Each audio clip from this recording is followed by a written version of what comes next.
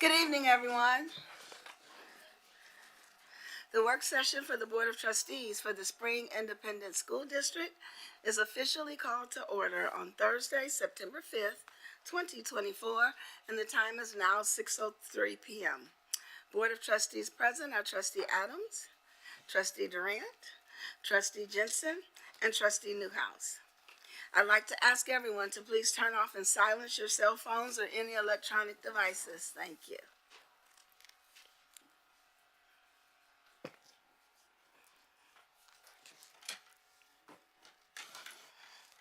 At this time, I'd like to ask our Board Vice President, Mr. Adams, to read our equity statement. Thank you, Madam President. Spring Independent School District strongly believes in educational and racial equity as fundamental aspects of its core mission and purpose, embodied through any program, practice, decision, or action that affects all students, with a strategic focus on those choices and policies that most strongly impact marginalized students. We believe all students, regardless of their ability, cognitive, physical, or social emotional, ethnicity, language, race, religion, gender identity, and status should have equitable access to opportunities, resources, support systems, and educational rigor in order to maximize their academic success and social emotional well-being. We believe every Spring Independent School District student is valuable and possesses individual strengths and characteristics that make our district a great place to learn and grow. Moreover, we seek to act on that belief, instituting policies and practices that value diversity, committing ourselves as a district to continued growth and development, and working to support the success of every student in all that we do. Thank you, Trustee Adams. The first order of business this evening is a review of our previous minutes. Do any of the trustees have changes or corrections to our minutes from the August 6th, 2024 special called session, our August 8th work session, the August 13th regular board meeting, or the August 24th special called session? Madam President, on page 30, I'm not sure which I think it was the last meeting we were at, the section that discusses the renaming of the community, the Family and Community Engagement Center, doesn't have a vote. Doesn't list it lists the motion. It doesn't list the second or the actual outcome of the vote. I see where you're referring to. We will get that corrected. Thank you, sir. And if I recall, that passed unanimously, It correct? did. Okay, so we need to add the outcome. Thank you, Trustee Adams. Anything else? All right, so these items will be submitted with that one change as part of the consent agenda for the September 10th Board of Trustees regular meeting. Our next item this evening is our superintendent remarks. So at this time, I'd like to recognize our superintendent of schools, Dr. Lupita Hinojosa. Thank you, President Durant. And today we have a full house. All of our principals are here, and we're excited at today's meeting and all the items that we have to discuss. I'd like to pass my time over to our president as we have special introductions. We do, and so we have a lovely young lady standing in the back of the room. It is our new district internal auditor, Ms. Courtney Smith, and I'm going to ask her to come on down. Can we find her a seat?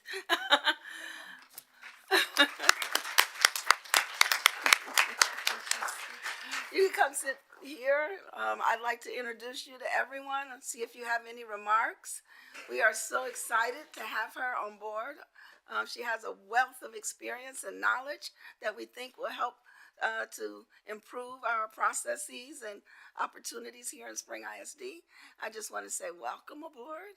Welcome to the Spring family. I don't know if any of our other board members have any comments. No?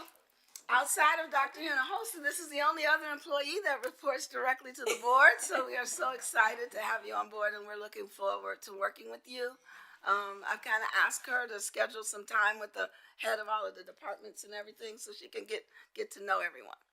Did you have anything you wanted to say? Thank you. I appreciate the warm welcome from everybody. Jeremy and TK and everybody that I've met so far have really helped me kind of get my feet on the ground so I can start running. But I appreciate everything. Everything's been great the first 2 or 3 days. So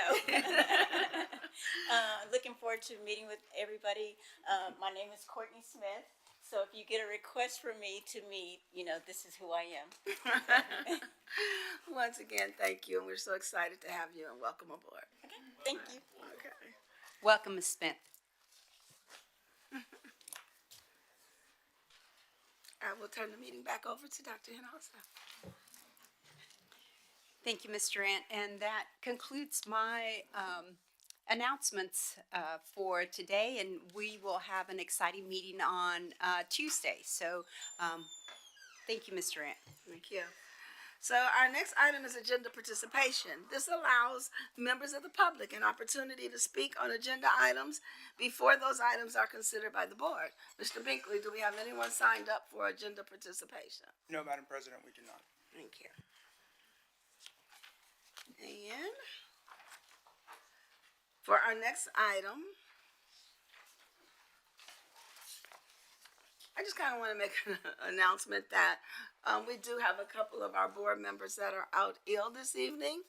And then we also have Trustee Hodges attending on behalf of the district an event with TASB in Austin. So that's why you see the vacant chairs. If we can keep our sick board members in your prayers, we'd appreciate it. For our next item, I'd like to recognize our Chief Financial Officer, Ann Westbrooks. Thank you. Good evening, President Durant, Dr. Hinojosa, and members of the board. As we've discussed over the last couple of board meetings, as the board called for the voter approval tax rate election, one of the requirements of this process is for the district to hire an audit firm to conduct an efficiency audit. And thank you very much, Ms. Nair is passing out a bound copy of what you already have a copy of within your binders on page 59. I'd like to call forward Ms. Selena Saraceres, our audit partner with Whitley Penn Audit Firm, and she will walk us through the results of the efficiency audit. Thanks so much. Thank you, Ms. Westbrook. President Durant, Dr. Hinojosa, thank you for having me here tonight. Excuse me. We are here to present the results of the procedures we performed that's required by House Bill 3 and the Legislative Budget Board for a voter-approved tax rate election. Before we get started, I just want to give you a bit of background. We are also your external auditor, which requires independence, that we be independent of the district. This engagement also requires that same independence. Our firm is made up of over 800 employees, and we're scattered throughout all the major markets throughout Texas, and also in Hobbs, New Mexico, because of the Permian Basin, where we have our oil and gas work that we do. I am the head of our public sector team. We have a dedicated public sector team within the firm that serves all school districts, cities, and not all, but many school districts, cities, and counties across all of the state of Texas. Since 2020, we started performing these efficiency audits, and we've performed over 30 efficiency audits for the entire state of Texas, throughout the entire state of Texas. And currently we perform over 50 audits of school districts. And so the district went through the RFQ process. We submitted our proposal for qualifications, and we were the successful proposer. So thank you for having us here again tonight. As I mentioned earlier, House Bill 3 was a result of the 86th legislature in 2019, which requires districts to undergo an efficiency audit. We call it agreed upon procedures to holding a voter approval tax rate election. This engagement and this report allows the voters to make a decision on whether to approve the increase in the tax rate, and it evaluates the fiscal management efficiency and utilization of resources of the district. The guidelines of the AUP are outlined by the Legislative Budget Board, and we have to use the most recent data available, made available to us by the Texas Education Agency. Our first step was to identify peer districts, and on the next slide we'll discuss how those peer districts were selected. Then we started analyzing the peer districts data in comparison to Spring ISD. There are 20 items of information that are included in the report, but tonight we'll go over various highlights and explanations for the board and the public. So the LBB requires us to use two tools, the Texas Smart Schools, which is established by the Comptroller of Public Accounts, as well as Texas A&M University, and then TEA School District Profiles and Snapshot Peer Search. So once we entered Spring ISD's information, it identified peer districts that were like Spring ISD when it looked at the tax rate and when it looked at the type of district that it was, the tax base, the property wealth, etc. As a result, there were 8 peer districts that were approved by management, and you'll see here that all are either in Harris County or in the Dallas-Fort Worth Metroplex, except for number 3, Canutillo ISD, which is in El Paso County. And actually, that's where I grew up. It's just a side note when I saw that. The tax rates are shown here in comparison to your peer districts that we just mentioned on the previous slide. In 2022, you'll see that Spring ISD's maintenance and operations rate was 7 cents, a little over 7 cents less than its peer districts. And one thing to note as well is that this election only affects the maintenance and operation rate. It does not affect the debt service rate. You'll see as we move into 23 and 24 that the rate is decreasing due to the compression that is happening at the state level. In 2023, your rate was further compressed to 85 cents, where your peer districts were 8 cents higher. Now for 2024, as compression continues, you're at almost 67 cents. As far as your accountability ratings, this looks at all of your campuses. The district scored a B or an 81, where its peer districts also scored a B or an 84. So you're in line with that. And we have to use the 22 accountability rating because they're waiting till the 88th legislature to release these other ratings for 2023. On the School First side, as you know, the school financial integrity rating system looks at your financial data, and it's based on the previous financial statements that are submitted to TEA. They're the audited financial statements. So Spring ISD's 2024 first rating was based on the 23 financial statement or financial data. You all earned a superior rating or an A. It's important to note too that since 2018 through 2023, you've received a superior rating, which is commendable and not always the case. The state has increased its scrutiny over districts, and we're seeing that less districts receive an A than what was seen in the past. So congratulations to the district. When we look at your student counts and the characteristics, it's important to see the special populations that Spring ISD serves in relation to its peer districts. In this slide, we look at the total student count, but on the next slides, we'll look at these special populations as a percentage of the total population, because I think that's more comparable, a more comparable comparison than just looking at these. But it's still important to note the special populations that you're serving. You'll see that out of the 34,000 students that Spring ISD has, 28,700 are economically disadvantaged. And then the second largest population are your English learners at 10,595. You'll see for the peer districts, they have they have a lower number of economically disadvantaged students at 21,488. And then the second highest of your peer district, the special population, is the bilingual education at 10,275. If we look at the percentage makeup, you'll see that Spring ISD's makeup of economically disadvantaged students is 84% of the total population, whereas its peer districts is 73.6, and then state average is 62%. When you look at these, what this also indicates, when you have special populations, they require more dollar effort as well. So it's important to highlight that as well. And so you'll see too with the English learners, you're right almost at the same level of your peer districts, higher than the state. And then your special education is a little bit lower, while bilingual ed is also lower, and your career and technical is slightly below your peer districts and the state. But the big number that jumps out is the economically disadvantaged figures, which does require that the district put in place at-risk measures and other items that come with state compensatory education. When we start looking at your enrollment, one thing that I'll say is that enrollment and then also with average daily attendance affects state aid.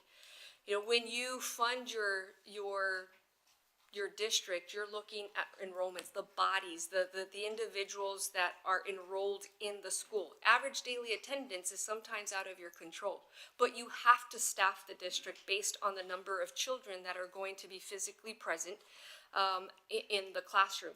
And so you'll see that from 2019 through the estimated amount of 2025, it has decreased in 2021, and then it started gearing back up in 22 and 23, and the decline occurred again in 2024. We're slightly back up based on estimates, but it's still very early in fiscal year 2025. As I mentioned, you know, average daily attendance is out of your control. You still have to staff your classrooms based on the children that are enrolled and will be attending the schools. When we look at your revenues per student, you'll see that the district brings in less revenue than its peers, as well as the state. And the same is true for in the main area where you see that there's a disparity is in property taxes, the local M&O taxes, where Spring ISD brings in $4,467 per student. Its peers are bringing in $5,276, and the state is bringing in $5,214. And so that's an important comparison as well. When we look at the total expenditures, you'll see that Spring ISD spends $12,975 per student, or spent in fiscal year 2023. One note that I have at the bottom of the slide is that the TRS on behalf is included in the expenditures, whereas it's not included in the revenue. This is an accounting requirement where you have to recognize what the state is contributing for the employees of Spring ISD on their behalf, and it's a book entry. What the state did in the data, and we learned this back in 2020, and they have not changed that, is that they include the revenue, they don't include the revenue on behalf, but they do include the expenditures. So it looks like the revenue is not there, but the expenditures are. And so we make sure that we highlight that equates to $530 per student. So if you subtract that from the $975, you really have $12,445 per student, and that affects the peer districts as well. I just don't want it to seem that you're spending more than you're bringing in. That's not the case for these purposes, and this also includes all funding sources, not just the general fund, but includes special revenue funds and child nutrition. At the end of the presentation, we'll look at just the general fund and how the revenues and expenditures are affecting it. What I like about this slide as well is that the majority of your expenditures are focused on instruction and related services at 60.2%, which is higher than your peer districts as well as the state average. As far as food service operations, you spend 0.8% more than your peer districts and the state average as well. But you'll see that general administration is right in line with your peer districts and lower than the state average. And then as well as plant and maintenance operations, you're significantly lower than your peer districts and the state as well. So that is a good indication that you're spending your funds on instruction and related services as it should be. When we look at payroll, I think it's important to note that 80.5%, when we look at all funding streams, is spent on payroll. And what we're seeing here is that your average teacher salary is greater than your peer districts and the state average, but you also have some teacher incentive allotment teachers, and there's only 2 other districts or 3 other districts that participated in the teacher incentive allotment program. And those were Aldine and Richardson ISD, the 2, excuse me. And so Spring has 313 teachers eligible for the teacher incentive allotment, while Aldine and Richardson had 370 and 54. So those salary amounts include the teacher incentive allotment. Your teaching staff make up 44.8% of your total staff, and then your support staff are 13.3. I will say that in comparison to your peer districts, the teaching staff is less than your peer districts, and then your administrative staff is less than your peer districts and the state average. What I really like about the last 2 lines, it indicates that you are trying to operate more efficiently with more students in the classroom per teacher than your peer districts and the state average. And so that's what the second to the last row is showing, and the same is true for students per total staff. And that usually has to happen when you're trying to reduce class size, or not reduce class size, but use what you have, the monies that you have, to operate the district efficiently. With the VATAR passing, you could decrease that ratio as well, depending on what the district wants to do. But this does show that you're operating as efficiently as possible compared to your peer districts and the state average. Any questions before we get into fund balance? The slide that had the tax rates, I think these are averages, right? For the Those peer- are averages for your peer districts, that's correct. Average meaning mean, not median. Right, the mean, correct, So that's correct. the other question was the slide that we were just on. That's for this most recent fiscal year? For 2023, the previous one, because this has to go off of this particular, the payroll costs, sir? Yes, this is off of the 2023 data. The 2024 will be released in the spring of 2025. Okay. Yes, sir. As you know, in the general fund, there are 5 different fund balance categories, and actually in any governmental fund, but rating agencies, the Texas Education Agency really focuses on the general fund, and this is what the VATRE will do if it passes, is to provide more resources into the general fund. I want us to focus on the assigned and unassigned fund balance, because the assigned fund balance can be set aside for specific purposes by the board or by management, depending on your policy, and then unassigned is available for appropriations. The committed fund balance is only set aside through board resolution, but what TEA focuses on is the assigned and unassigned fund balance, because that can quickly be repurposed without a board action where needed. So under House Bill 3, under these procedures, it requires that auditors look at unassigned fund balance in relation to their operating expenditures. When you hear me speaking up here, or you hear Ms. Westbrook speaking about the fund balance in relation to the operating expenditures, we always talk about that the optimal is 3 months. And so the LBB through House Bill 3 is also asking or comparing districts' fund balance in relation to the operating expenditures and seeing if you met that 3-month or 90-day target. Well, we went a little further just because we have the unassigned fund balance alone in comparison to the operating expenditures, but we also combined the assigned fund balance because that's what TEA does for first rating purposes. They look at both categories and compare it to your operating expenditures. When you compare those two fund balances, you'll see that you are short of that 3-month or 90-day requirement by 1.2%.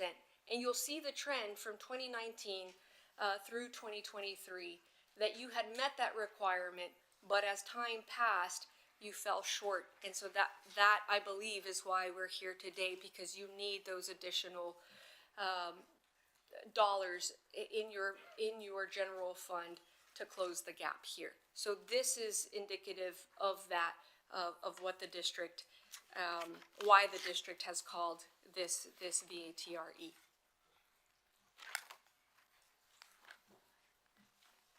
Any questions for me?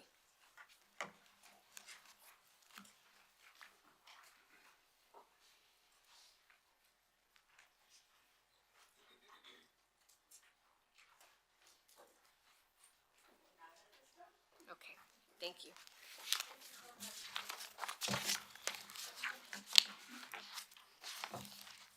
I was just saying thank you as well. Thank you. Yes, that was all we had in regards to the efficiency audit. It is required to be posted on the website, so we will make sure that now that it's been presented to the Board of Trustees, that it'll be posted on the VATRE website for our community members to review as well. Thank you. For our next item, I'd like to recognize our Chief of District Operations, Mark Miranda.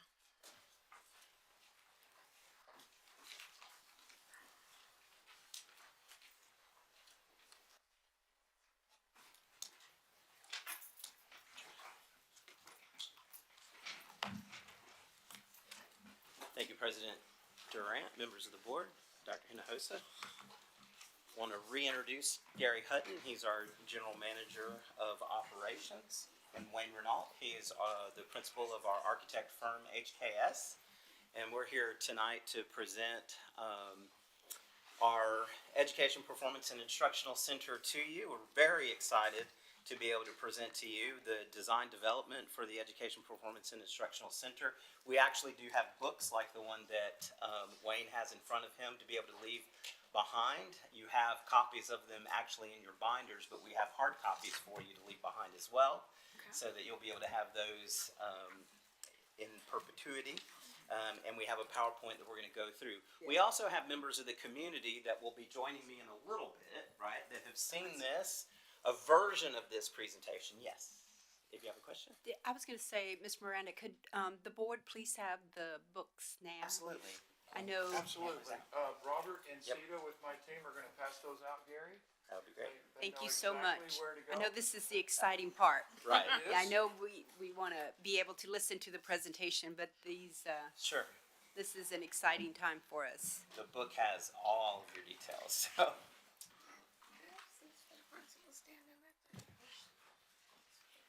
And I know some of our people, Dr. Tingle likes to stand in the back, but for everyone else, we do have Miss Hunter, who's that back there, Miss Johnson from Cooper. I see you, Dr. M. Holtz.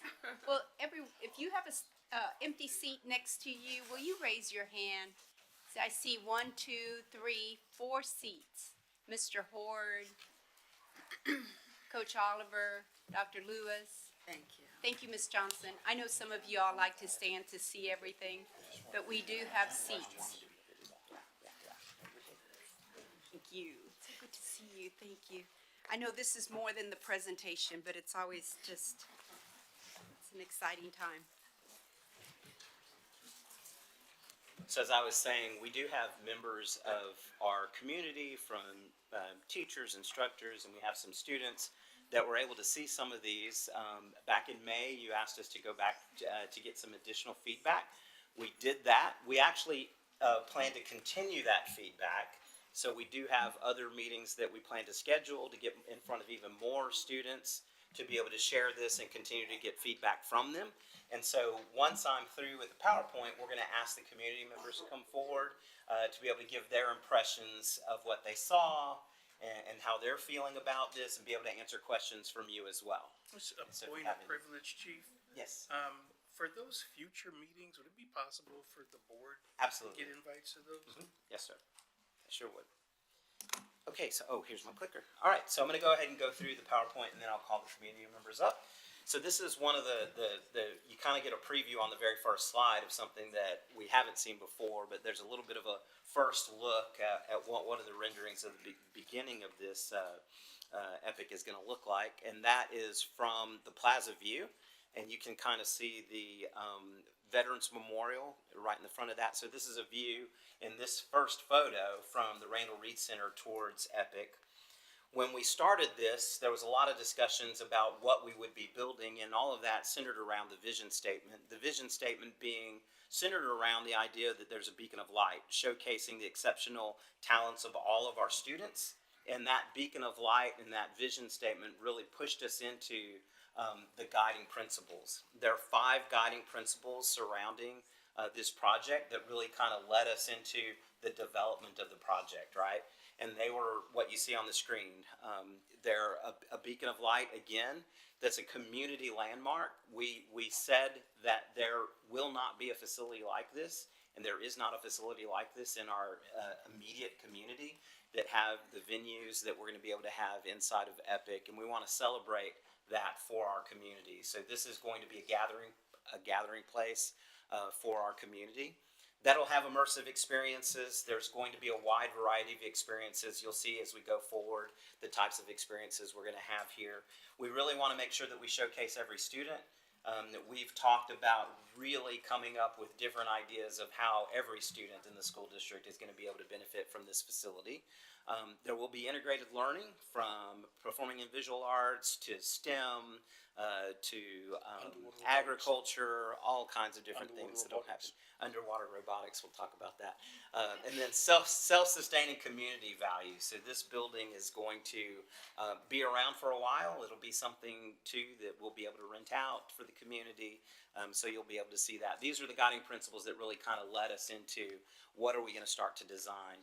One of the things that I realized early on is that as we were developing this project and we started to meet with the communities, we started to understand that the way we use this facility is only going to be limited by our own imaginations and the imagination of the people in our community and in our school district that are using it. And right away, when you hear from the community, from the group behind us, you're going to start hearing ideas that we didn't even think about, that they came up with and said, we really are excited to be able to use it in these many, many different ways. So we're going to start from the outside and kind of work our way in. First, starting with the site, and you guys made it very clear to us that we need enough parking.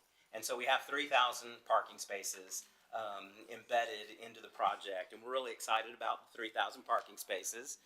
And you can see kind of the location roughly of where those parking spaces are. One of the really good feedbacks that we received, some of you know Felicia Hill, and she was able to give us a feedback, and she said, you know, her church, which is some of your churches, probably Fallbrook, does a really good job of getting parishioners on and off their parking lot. She says they have it down to a science. And so we've actually already reached out to the church and said, we need your input to be able to do the same. They get them in and out on the same road, right? And so we want to be able to do that to get them in and out at Cypresswood. We've already reached out to the church, and we're going to partner with them and get some feedback and input from them. We want to be good community partners. Why not use someone in the community that's already been able to show that they can do that type of thing? And so we're excited to be able to do that. Thankfully, we still have a couple more years to build this up and planning to work on the ingress-egress, but we're going to have the parking there that we really need. You'll also see here kind of the location of Epic, which is just on the other side of the Veterans Memorial, right across from the Randall Reed Center, where we already do a lot of things like the State of the Schools the state of the district, and you'll see the pavilion there that you'll also see in the plans as we go forward. This is another view, kind of an aerial view of the plaza that's between Epic and the Randall Reed Center. And you'll kind of see a hint of the pavilion that's kind of top left, and how that plays into it, you'll see as we get into this a little bit deeper. But this is the aerial view. There's a lot of different things in that plaza that I think are going to be really exciting in the overall plan for this project. The next slide, and feel free to slow me down if you need me to.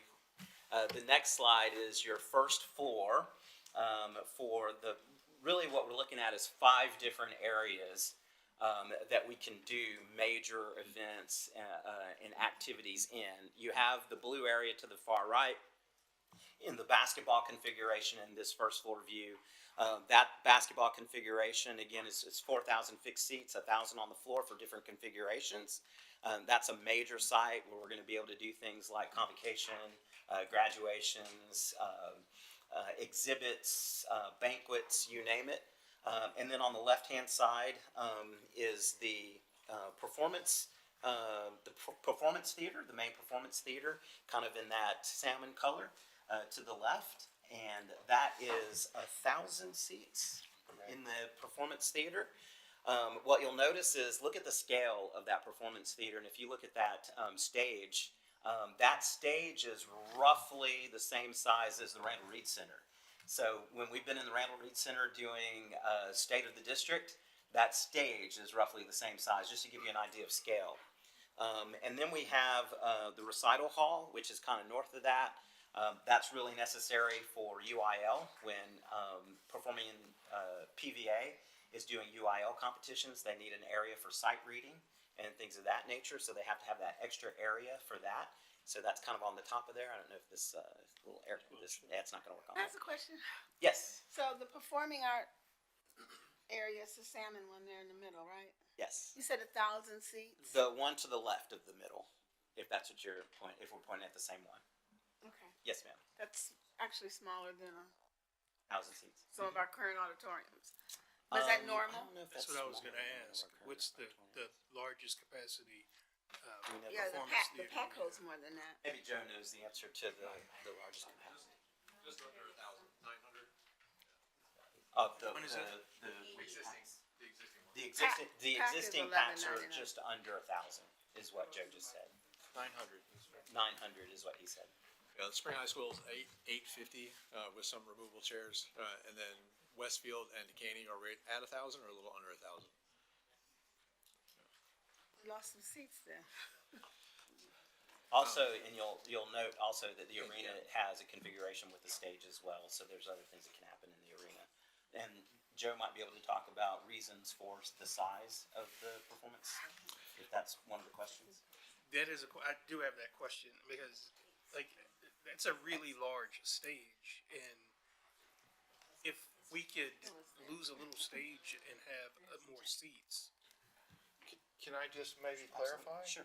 Thank So you. the entire stage and performance and function of what happens sort of in the side stage areas is included in that square footage.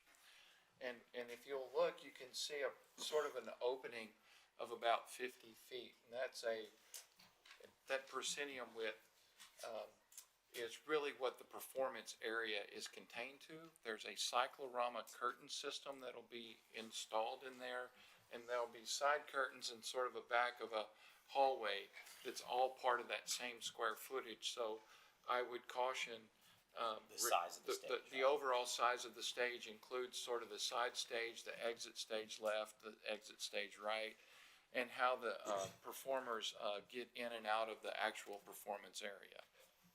So I'm wanting to be able to conceptualize and compare it to what we currently have. We have some renderings here. Oh, you No, I may have mean, seen it. Okay. I've been in Decaney's theater, I've been in Westfield's theater, and so I'm trying to wrap my mind around what this facility looks like in comparison to those. Right. If I just want to interject too, the acoustics are what would drive for us and the kids. That's the driving component for the size of the stage. Once you guys go above 1,100, it becomes very difficult to keep those acoustics. When we looked at a few other districts that have 1250, for example, or 1500, some of the ones in Cy-Fair and some of the ones in Allen ISD that are very, very large, you get that barn effect where the kids, it's just an echo chamber, becomes very, very difficult to tune and listen for the kids. And so it becomes hard to have UIL competitions, which that was one of the driving factors to have this stage, is to be able to host UIL and record for like honor band, honor choir, and those things. Once we keep it that size, and I'll tell you, 1,100 or 1,000 at Westfield, Decaney, and those sound really good. Those are really great sounding facilities. Once you go too much larger than that, it becomes very, very difficult to keep that same quality of sound. Thank you. That kind of answers my concern to be able to host UIL events. Yes, ma'am. And we want good acoustics. So what we see on the next is kind of the next floor. Yes. Oh, I'm sorry. I just wanted to point out that I've also been in all those theaters in the high schools, and I've never seen an orchestra pit that big. Joe can address the orchestra pit. I can, and I've played an orchestra pit, and basically when you play, you're basically just like this. So the musicians are, and so it has enough room for about 3 rows of very small children to perform in. But it is a cramped space, but it's actually very functional for that size too. So if we ever wanted to invite the Houston Symphony out, the ballet, any of the dance ensembles, they have a pit requirement, and that meets the pit requirement. So that would help out for professional organizations to come in and perform in the pit, and our kids. I didn't mean to get too No, close. you're good. You're good. Just stay here, Joe. I loved it. So the next floor, this is the second floor kind of cut. So you can see the balcony area and the second floor in the arena area on this cut.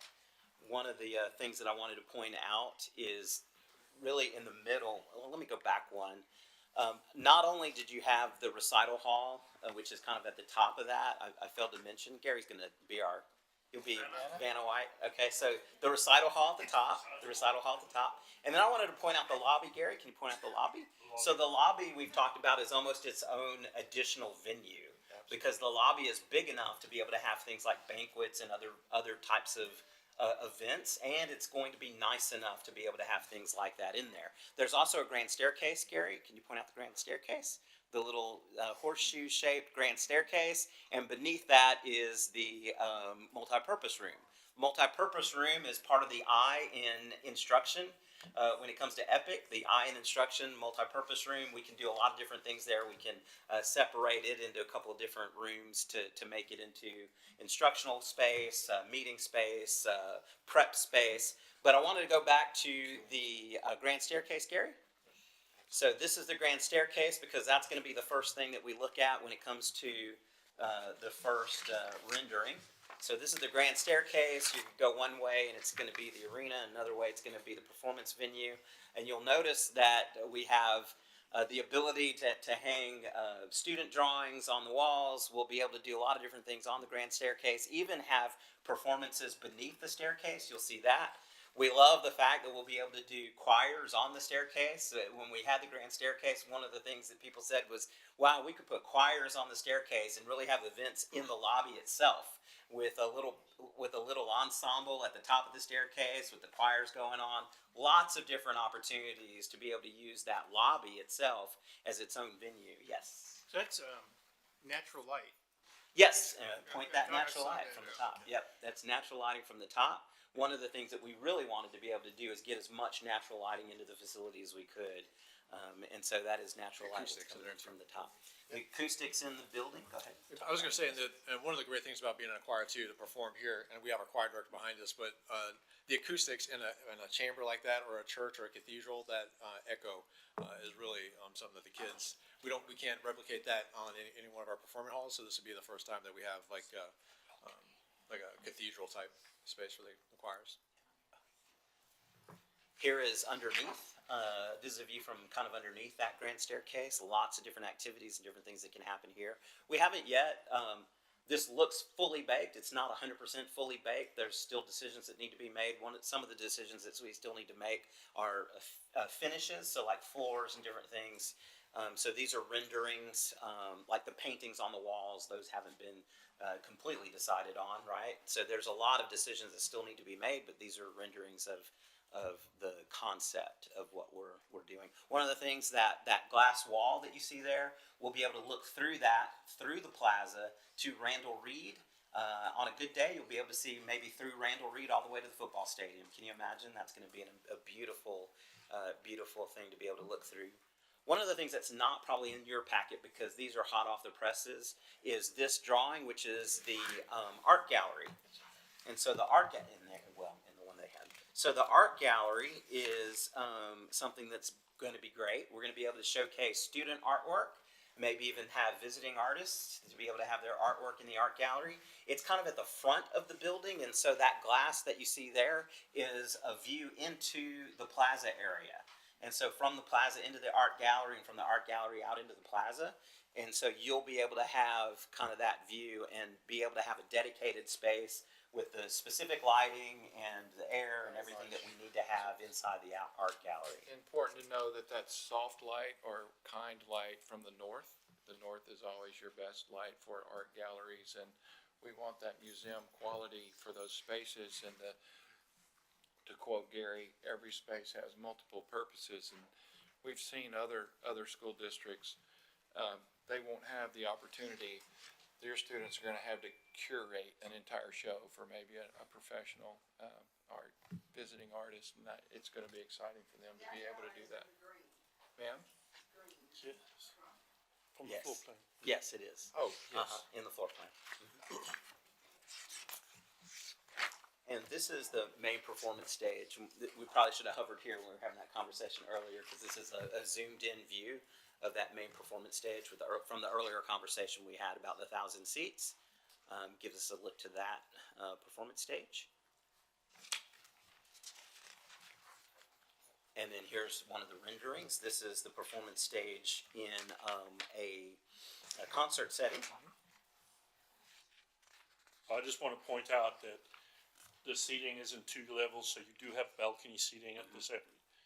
When you look at the floor plans, you don't see that, but from this view, you do get to see that balcony second tier seating. And you get another view here, kind of from the side view of the concert, in the concert view. And then we can also do things like theater inside with some different types of lighting in the performance venue. Then the recital hall is something that we had to have as well for UIL competitions. They had to have that additional venue. So this venue is a 250-seat academic recital hall. And it's one of the things that we were really adamant about is everything needed to have multi-use. And so this is one of those rooms that has multi-use. Maybe the most transformative space. And so this space can be used for many different things, but it will have the acoustics for the recital hall. Sight reading and things of that nature would occur in here. Tunable acoustics. Tunable acoustics, 250, talk about the tunable. So, obviously, it needs to be a very transformative space because there are a lot of needs for the EPIC to have, including student transitions from different campuses, learning opportunities. A setting for the UIL competition baseline was the 75-piece orchestra that you just saw, and it can have retractable seating, very sophisticated retractable seating systems that allows it to be a personalized learning opportunity as well, instructional, big eye, like you said, Mark. Right. The acoustics will be attunable to each of those functions to optimize it. Then we have the multi-purpose room, which I mentioned before. This is also kind of an instructional room. This can be used for a variety of uses, including UIL competition warm-ups. It can be used for meeting space. It can be used for prep space. Lots of different opportunities here. I think it has a movable wall in it, so it can be split up into a couple of different rooms if we needed to do so. And it's right in the middle, so this is behind the wall, behind the grand staircase. And so this is kind of right in the middle of the facility. So if you need to go over to the arena, you can do that. If you need to go over to the performance hall, you can do that. So right kind of in the middle of the Mark, area. Yes. I just want to point out one great thing. I don't know if you remember at the when we had the meetings, the elementary. So if we have elementary performances and honor choirs, orphan ensembles, that could be their holding room, which is right next door to the bathrooms. There you And go. so, Oh, that was one of the questions we It got. was- Where are the bathrooms? Where are the bathrooms? So it's if we have honor choir, orphan ensemble, and we bring those back and have large elementary performances right next to the We need bathrooms. bathrooms, right? And so we're going to move into and then there are some support offices for the building. Obviously, we need people to be able to Ms. support Miranda, the building. before you move, can you go back, just getting a question from one of our board members? As we're looking at all these spaces, especially our different areas in the stage, did the committee and the architects talk about, the design for safety reasons and looking at blind spots, especially since we have lots of spaces for students to be at? So just a question on how Yeah, you can the answer. committee looked at safety and making sure it was, So Dr. Hinojosa, I really appreciate that question. As a member of the International Crime Prevention through Environmental Design Association, I do have a guideline of conversations and rules of thumb that create good, clean lines of sight, good lighting, absolutely no niches. And by the way, Mr. Hutton is very familiar with this set of guidelines, and he holds us to that standard as well. So I would say, also we want your officer in charge for the string security. And he's been at some of these community meetings as well, and he asked me that same question, and we had that conversation. And we'll tune that up even more and more as we develop through the construction documents. We'll certainly sit down and program maximizing the safety, the security. We need a point right here that can be locked down. This area needs to be secure. When students are doing this here, they should not be over here, nor should anyone else. And this is how we're going to prevent them from doing it. And we've had a lot of conversations about that. There are a few areas where we've added an extra set of double doors so that we can lock down areas. Right. You'll notice on the yellow are our main corridors, and you'll notice how most of those are open. We don't have a lot of turns, nooks and crannies off of the yellow. Most of those are straight shot hallways where an administrator can stand on one end or the other end and see straight through. And then you'll notice double doors in some of the areas that can shut off different areas so that they're not just wide open. So if we're having an event that's just in the performance hall, we can lock down in that area. If we're having an event that's just in the arena, we can lock down in that area. So preventing the students from being able to have full reign over the entire building, that's really important for us as well. And if we're doing two different events at the same time, which could happen, probably not standard, but if it does happen, we can also parcel out the building as well. Good question. Good add-on. It is. It's an important question. I'm going to move forward to the next set. Oh, yeah, I think this is. Yeah, so here's the basketball configuration of the arena. Basketball configuration. You can see a little bit of the locker rooms up top. There are other locker rooms that are just off of this picture to the left for another set of locker rooms there. One of the questions we got are restrooms. There are plenty of restrooms in the facility. One of the other things that you see here, a key feature to this one at the bottom, is storage, athletic storage. When we did our tours around, storage was a big one that everybody wanted to make sure that we had enough storage. We think we have a lot of good storage on this. This is a rendering of one of the basketball configurations. Yes. And Ms. Mark, I'm glad you said that there was another locker room because I didn't see but one Yeah, on this it's off the page, yeah. However, I'm expecting boys and girls to be playing in here. Absolutely. So I need a male and a female. So if you look on that, if you look on there, you will see that there's actually 2 locker rooms next to each other in both locations. So you can have boys and girls and visitors, boys and girls separated. So there will be boys and girls in You wanna both go- locations. You want to go back to the floor plan? The regular floor plan. Yeah. Yeah, the big one. Okay, yeah, I don't see it on here. There it is. So if you'll see here, there's a locker room there and there. Oh, And let then me up get the to top that page. there, I'm you'll on the see a wrong locker room page. and a locker room across the hallway. So there's actually 4 sets of Show locker rooms on the bottom where these locker rooms are. Yeah. and there. and then up here. I guess I'm on the wrong page, cause mine doesn't say locker, okay. I will guide you Okay. to the correct page in your book, is page A- I'm twenty-two. A and B. Page 22. It doesn't say locker room, it's Right. LK. The word I locker expected doesn't LK fit. to be locker room. Yes, But ma'am. I was expecting actually 4 locker rooms. one- There are. There He'll show you. Okay, Mr. Hutton will show you. okay, as That's a long good as you question. say it's there. Oh, I'm gonna. I trust you, I trust you that you. Page- And they're in She trusts you, Page Gary. 22, Gary. 1, 2, 3, 4. Okay, That's a good question. So straight shot onto the floor, and then also the same shot onto the floor. okay. The type of games that we're having, I just wanna make sure, you know, competition gets strong in playoffs, and you don't want these two teams on the same side of No, they'll be on of the opposite gym. sides. They'll be on opposite They sides. need to be, same with the girls. Yes, ma'am. Okay, Yes, and I ma'am. did not see it.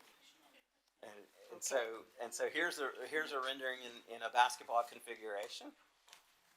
And then we also have these two different configurations. Remember, the arena is multi-use, and so we have the graduation configuration on the left, a banquet configuration on the right. We can do multiple things. That graduation configuration can also hold for convocation as well in that configuration.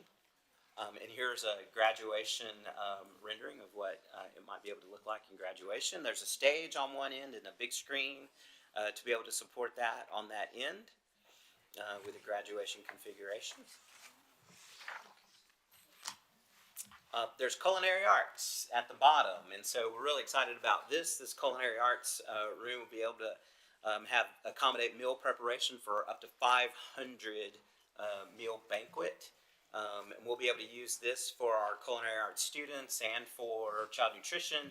It can support this facility. It can support the Randall Reed Center across the plaza from them. And so lots of different things can happen here. This can be supported by our culinary arts students to support events that are happening in the venue if we need to. If we have banquets or different exhibits or different things that are happening in there.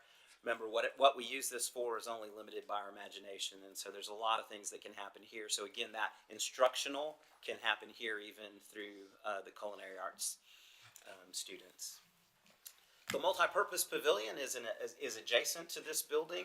This configuration is in the agriculture configuration, but it's multipurpose as well. So lots of different things can happen in the multipurpose pavilion.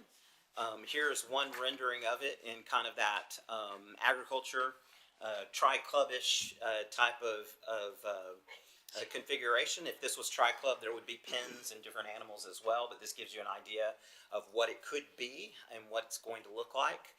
You see the big fans in there. It's open air, but the open air has drop downs to the side, so we get some rain protection and some protection from the heat as well.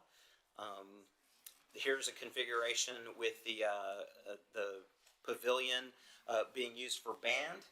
The bands would be using this in prep for a football game, for example, or if this whole site was having a Battle of the Bands competition, they would be able to use it for that purpose. There's lots of different things that Joe and I were talking about that the bands could go in there under the shade and be able to prepare as they were having events at this stage. And we host UIL marching too, so not just UIL concert and sight reading, but we host UIL marching, which is coming up next month also that we're hosting. So this kind of helps out with that also. It's And then- important to note, sorry. Go ahead.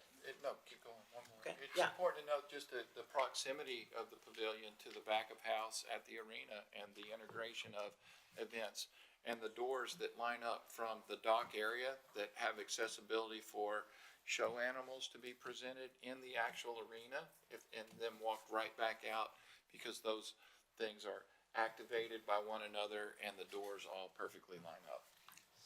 The entire venue is complementary. When you talk about Epic, you talk about the pavilion, Randall Reed Center that's right across the plaza, and even the stadium. All of the venues complement one another, and so there are many different uses, again, only limited by our imagination, right, that you can use complementary to each other. And so the building on the end of this is an air-conditioned facility for concessions, restrooms, that'll be added on. It may or may not look exactly like this. We're still playing with the design a little bit, But we'll have that as well as part of that, and you can kind of see how it integrates into from the aerial view. And then a couple of external views again. Yeah, right here or here. Which one? This one, right? Yeah, it's off to the side, on the other side there. Yeah, yeah, sure. And then plaza view. I think this is going to be a beautiful plaza. There's lots of things outdoors when the weather's nice that we'll be able to do in the plaza. A couple other views of the plaza. Another one of the memorial. And next steps. What I want to do right now before we get to next steps is go ahead and call our community members up. If you're a community member and we've asked you to come up, so please come up. I think we'll have you stand here because there's a lot of you, right? Is that I don't know, unless the board wants us to do it in a different way. Or y'all can, how many of there are? We can, let's move off of our seats. Let's move off of our seats and have them come up here. Yeah. Thank you for coming. What we want you, what we're gonna ask the community members see some to do is to introduce themselves one by one, and this is completely unscripted. They said, what do you want us to say? We said, whatever you want to say, right?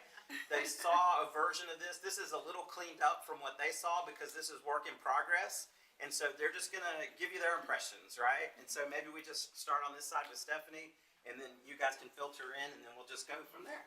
Okay, Is that good with you guys, board members? Yeah, they can take a Okay. seat. There's no seat over here.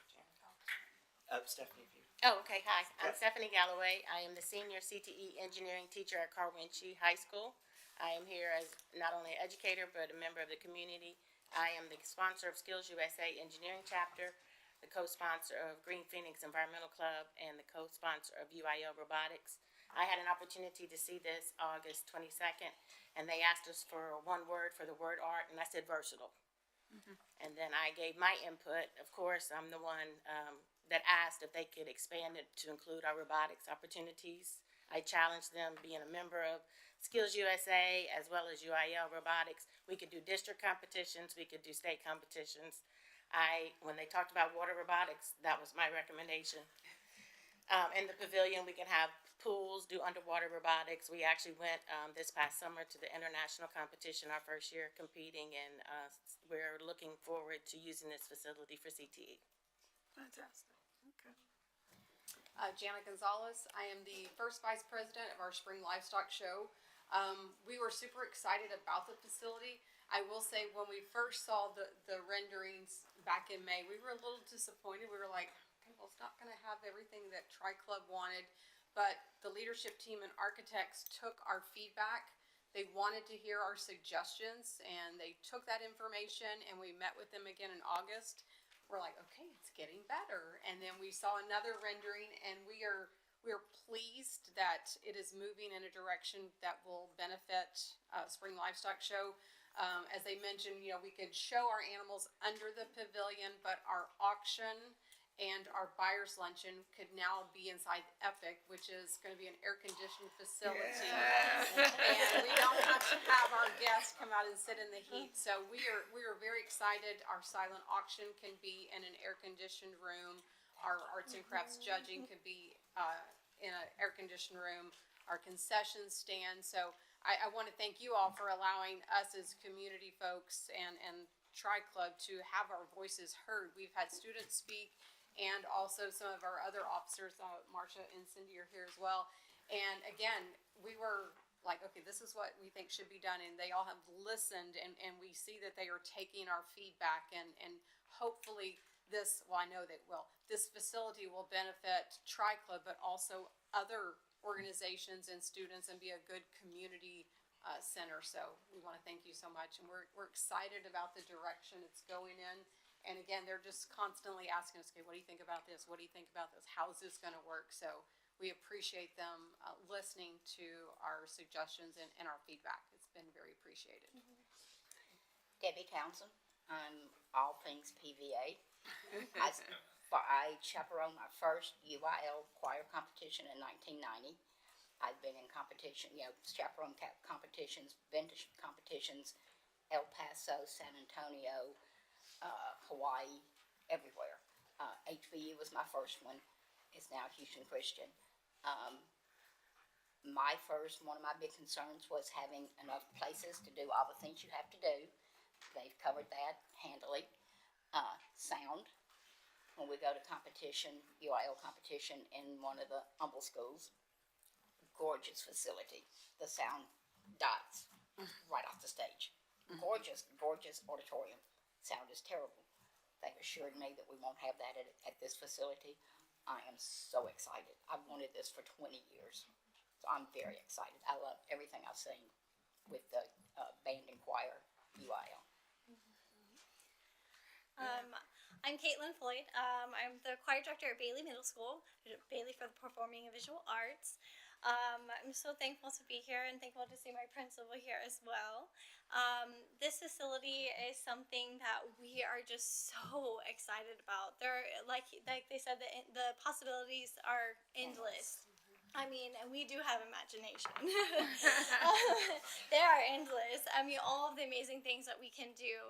I'm already thinking about what I can do with my students there, when I can bring them, what kind of concerts can we have there. I want to record eventually to hopefully sing at TMEA. I can do that in this space. We can make professional recordings so that we can get our kids beyond Spring ISD into other competitions, into other places.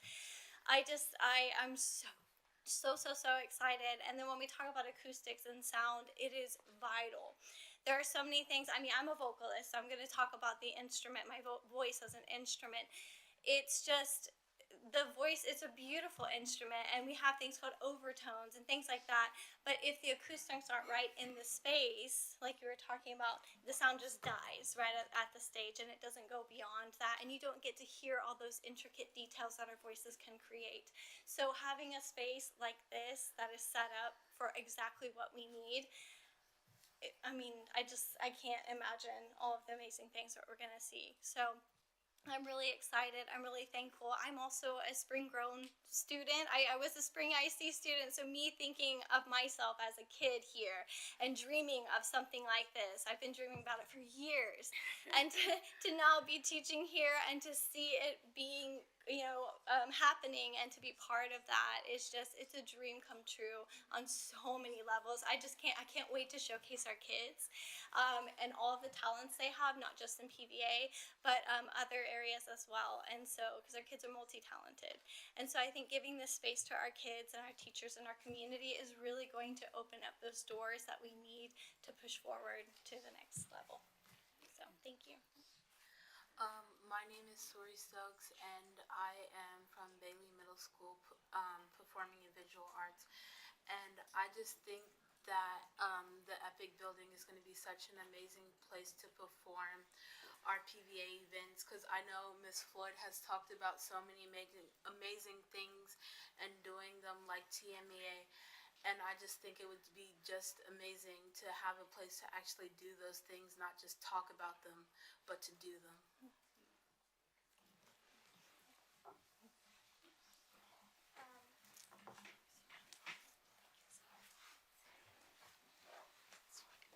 My name is Victoria Calderon. This is my first year in Bailey Middle School. I'm really excited about the Epic Center. Ms. Floyd was talking about it last week, and we didn't get to assist in the reunion they were doing but from what I heard, the Epic Center sounds like a really fun place. Thank you. My name is Camila Calderon, and I've been in choir for now 2 years. And the Epic Center to me sounds really amazing, an amazing place for kids to develop what they really enjoy doing. Band, choir, the visual arts. What I've heard today, the board meeting, really interested me for the Epic Center. I know myself, I love choir. I'll do anything for choir. I'll do anything for my teachers. That's why I'm here today. But yeah, I really love the acoustics. What they said about the acoustics. That's something really important. Sometimes I know we in Bailey have like sometimes a bit of trouble because the space is like small. And then when we do concerts, like Miss Floyd's like, oh, we can't do it here because there's not much space. And she's like frustrated. She's like, oh, let's do it in the gym because there's not enough space and acoustics is not sometimes the best. But I know with the Epic Center, we're gonna have like more opportunities and more like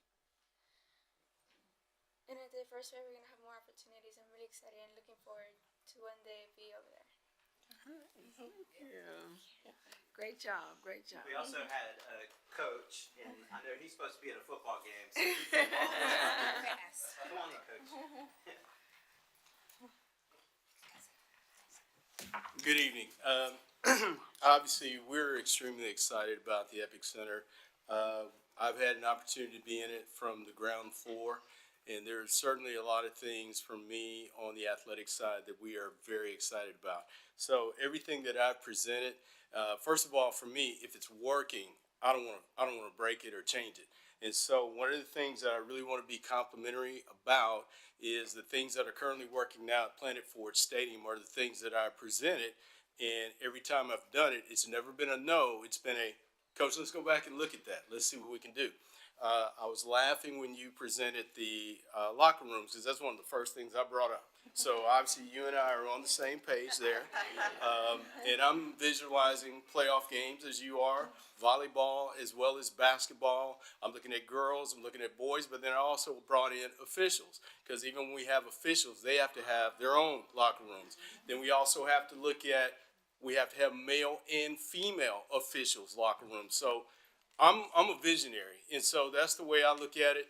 I even brought up some things about, okay, just like tonight, we've got a game going on right now, so why not, if we have a rivalry game going on at football stadium, volleyball and football happen during the same time, can we not have volleyball over here? Can we not have football? It's just a tremendous plethora of opportunities, and we're just really excited about the things that have been put in place and things we're looking at doing. So it's a very flexible space, and the team's been very flexible about what we want to do that we believe gives us a high competitive advantage. That's the coach in me over everybody else, and that's one thing we're very excited about.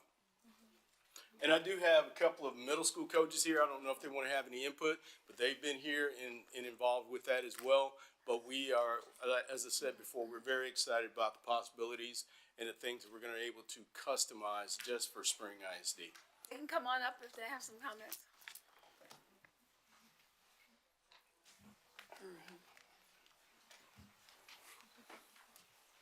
Thank you, Coach Oliver. I told them they could come off the practice field like this, so please. Excuse our attire. We didn't know y'all were gonna be so formal this evening. My name is Charles Dorsey. I am the athletic coordinator at Springwoods Village Middle School. Not only do I work here in the district, but I also have a child that goes to school in this district. And so the parent side of me, you're always interested in what does this do for my child and his experience in Spring ISD. Seeing the layout, I got excited. You're always open to, I guess I compare it to going to church. You don't have a problem paying tithes as long as you can see where the tithe money is going. And this is similar to that. You like to see where the money is going and how it benefits the kids. I coach, but we don't just coach athletes, we coach student athletes. And our kids are very talented, and they not only play sports, but they also do things outside of sports. And we have to ask ourselves, what spaces are we allowing them to operate in their gifts? And I think this facility does present that to them. They shouldn't have to wait to go to college to see nice facilities, but they should have that experience here in the district. I'm Brandon Jackson. I'm the campus coordinator at Claude Middle School. Kind of tough to come behind all that because pretty much said the same thing. Looking at this, one, I've been in this, it's my 19th year in the district. So seeing something that we can call our own and not have to go out to go somewhere else to have a graduation, have tournaments, things like that, it's time for something like this to be in Spring ISD, and I'm very excited. Like I said, like you said, for our students, not just the athletes, every student here in Spring ISD, because they deserve to have something like this. Not just the athletic side, the whole thing, because without the students, we're not here. And so they need to have something that they're proud of. So I'm really excited and ready for it to ground the brakes so we can get this thing going. Again, we do apologize, but we did come off the field. That's okay. Thank you. Thank you for your input, for being here this evening.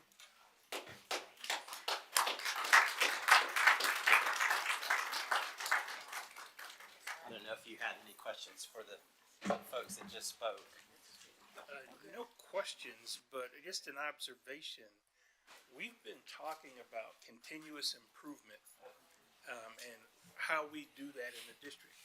And Trustee McDaniel's not here, but she is the one who, from the dais, always talks about student voice and how important it is to listen to our ultimate customers. And so I want to encourage the district, and not just the board and not just the leadership team, to continue to provide that kind of input and to make sure your voice gets heard. This is how we continuously improve, because everybody in this room sees things a little bit different and has valuable input to provide. So I really appreciate what just happened here, and I want to encourage you to continue to do it. And you heard, we got a lot of input from everybody that was able to give some input. We have a quick video associated with this that I think you'll enjoy. Okay.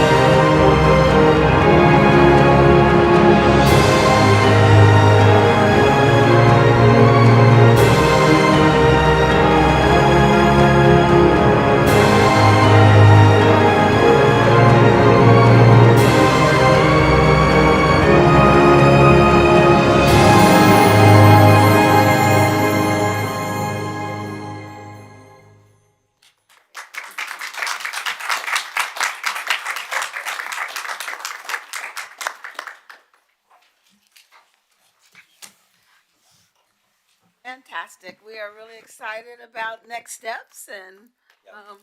where we're headed from here, and we can't wait to get the facility up and see our students strive there, you know? Yes, so our next steps are really kind of here on the project timeline. We have in your packet the ability for you guys to hopefully, if you like the book that you had, approve this as part of the consent agenda, or if you'd like to keep that on the agenda for next week, and your pleasure. And then we will go out for bids for the early GMPs. We'll have that in the spring, and we'll be able to start construction early part of next year, kind of mid next year. And it's going to be a short couple of years, and we'll be opening this thing maybe in time for the first Tri Club to be happening in a couple of years from now. So a couple of years from 25. So we're excited about it, and really happy to entertain any other questions that you may have.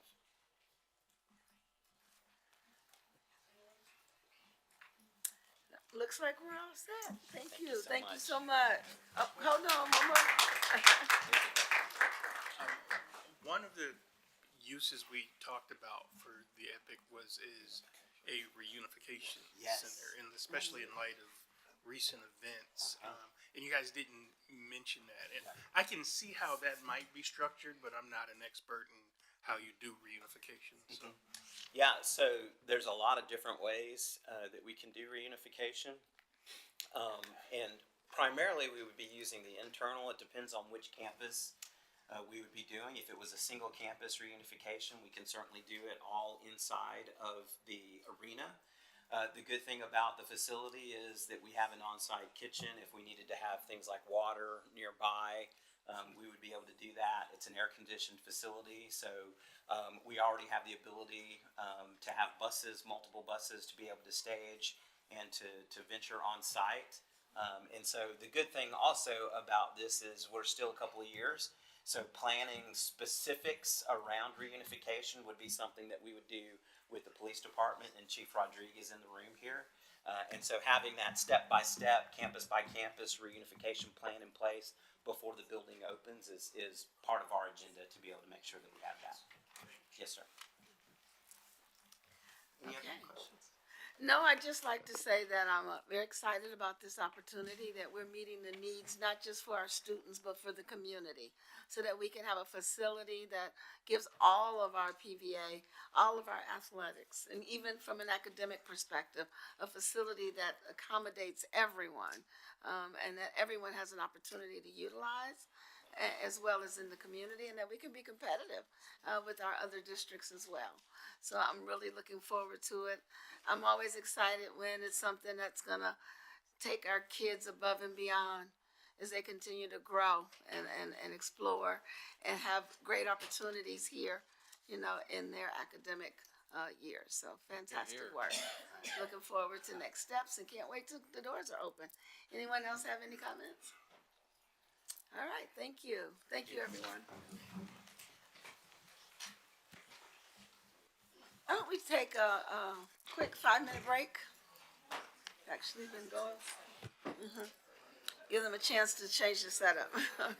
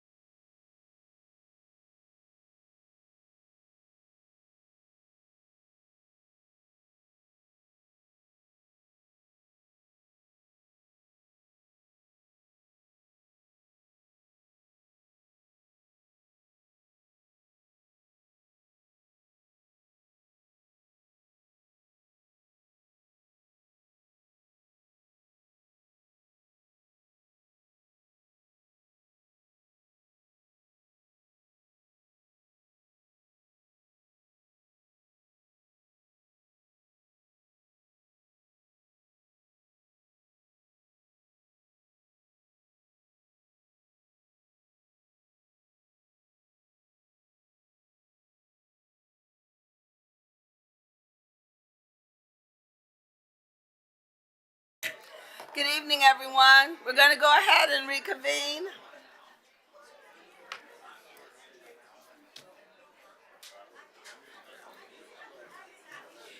Dr. James? Dr. James? He can't He hear you. can't hear, he's talking. Can we get y'all's help? Thank you. Yes, thank you. Thank you for the help. We're going to go ahead and get started so we can get out of here this evening. For our next item, I'd like to go ahead and recognize our Chief Academic and School Leadership, Dr. Craig Cuellar, to talk about our Campus Improvement Plan. Thank you so much, President Durant, members of the board, and Superintendent Hinojosa. This is an exciting presentation that I look forward to every single year. It's our reoccurring presentation where we go through our campus improvement planning process, but most importantly, we get to showcase and spotlight some of our leaders that get to really highlight some of the levers and the work that they're doing in our incredible schools.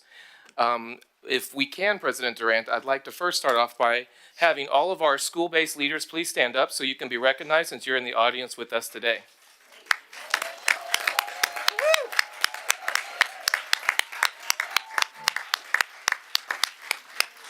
As we know, our leaders are so incredible here in Spring ISD, and we know that the most important asset in our schools is teachers. But we also know that our leaders are the ones that create the conditions necessary for our teachers to thrive. And so without our leaders, without our highly quality and effective leaders, we do not have high quality, effective schools. So thank you, leaders, for all the work that you do and for being here in attendance to support your colleagues. Okay, we're going to go ahead and get started. And I forgot that I have the clicker. Okay. Board, as we know that the district improvement planning process and the campus improvement planning process is part of our Texas Education Code, section 11251. We're going to be, as we do every single year, the board does have all of our campus improvement plans on the zip drive, which we will go through, and we will be seeking approval at the next board meeting at the completion of this presentation. Also, boards, we know that in the summer of 2022, we adopted the strategic plan. You will also hear in this presentation how every single lever presented by our four presenters is directly aligned to each of our strategic priorities.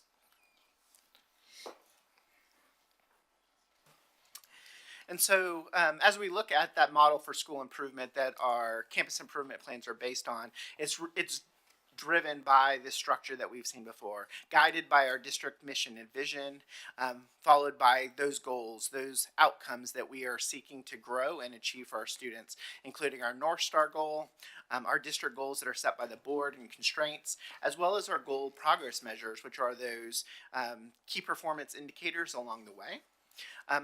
In the way that our campus improvement plans are designed is that each one of our strategic priorities has specific goals tied to it, and those have district goals and that the campuses are also working to achieve an increase in the same increments, all around that tiered system of support.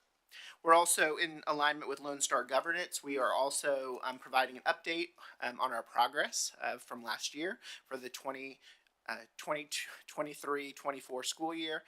So for our North Star goal, and again, the goals are in our strategic plan are designed around 2027. And so our goal is to increase the percentage of our students in A and B schools, as well as decrease the number of schools that are DNF. Last year there was no released accountability results, and so this year they still are pending, and so they're unofficial. However, you can see there in our update that our goal is to move up to 50% of our schools, and we currently have 9 A and B based on our internal projections. When we look at our board goals, we have a total of 5 board goals. Goals 1 and 2 are tied to 3rd grade students, with goal 1 focusing on reading and goal 2 focusing on math.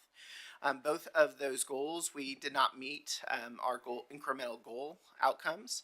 And so what you see there is it states off track, meaning as we look towards that 2027 goal, we're currently not on pace with what we had projected out to make sure that we're meeting that. And we've talked before about some of the changes tied to the STAR assessment and our accountability system. And you are seeing some of that as some of the rebalancing. However, our goal still remains the same that we set back in 2022. When you look at goals 3 and 4, those are focused on 8th grade students. Again, you see that reading and math. So we you can see where our actual are for grade 8 reading, and we didn't make the goal there. We're off track. However, for our math, we had some growth. We grew by 1%. However, we did not reach the 38% goal. And then with goal 5 is CCMR. CCMR, if you recall, was greatly redesigned under the new accountability system. So the criteria is based on meeting the CCMR indicator. And these are also trailing data. So this is actually from the 2023 graduating class. And so we were at 61%. For the end of year based on that new criteria. And so that also places us off track on goal 5. As every year, our CIP has very specific requirements and components. Each of these components have to be inserted within the district improvement plan as well as the campus improvement plan. Everything from district vision and mission to our board goals, our campus committee, our comprehensive conducted campus needs assessments, as well as our objectives, developed strategies. And we're going to also talk later on the next slide around our cycle of improvement where we have our quarterly formative progress checks. Here's our progress monitoring timeline. Today we are presenting to the board our campus improvement plans. Of course, asking for board approval come Tuesday at our next board meeting. We do have 3 cycles where we do quarterly progress reviews.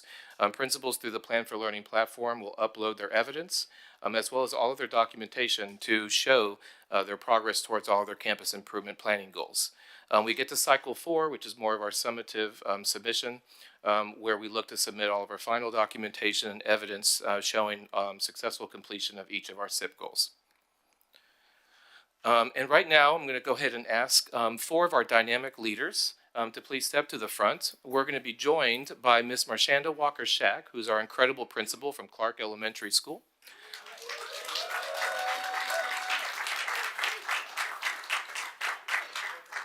Next to Ms. Shack, we're going to be joined by Ms. Aradia Johnson, our incredible principal of Hoyland Elementary School.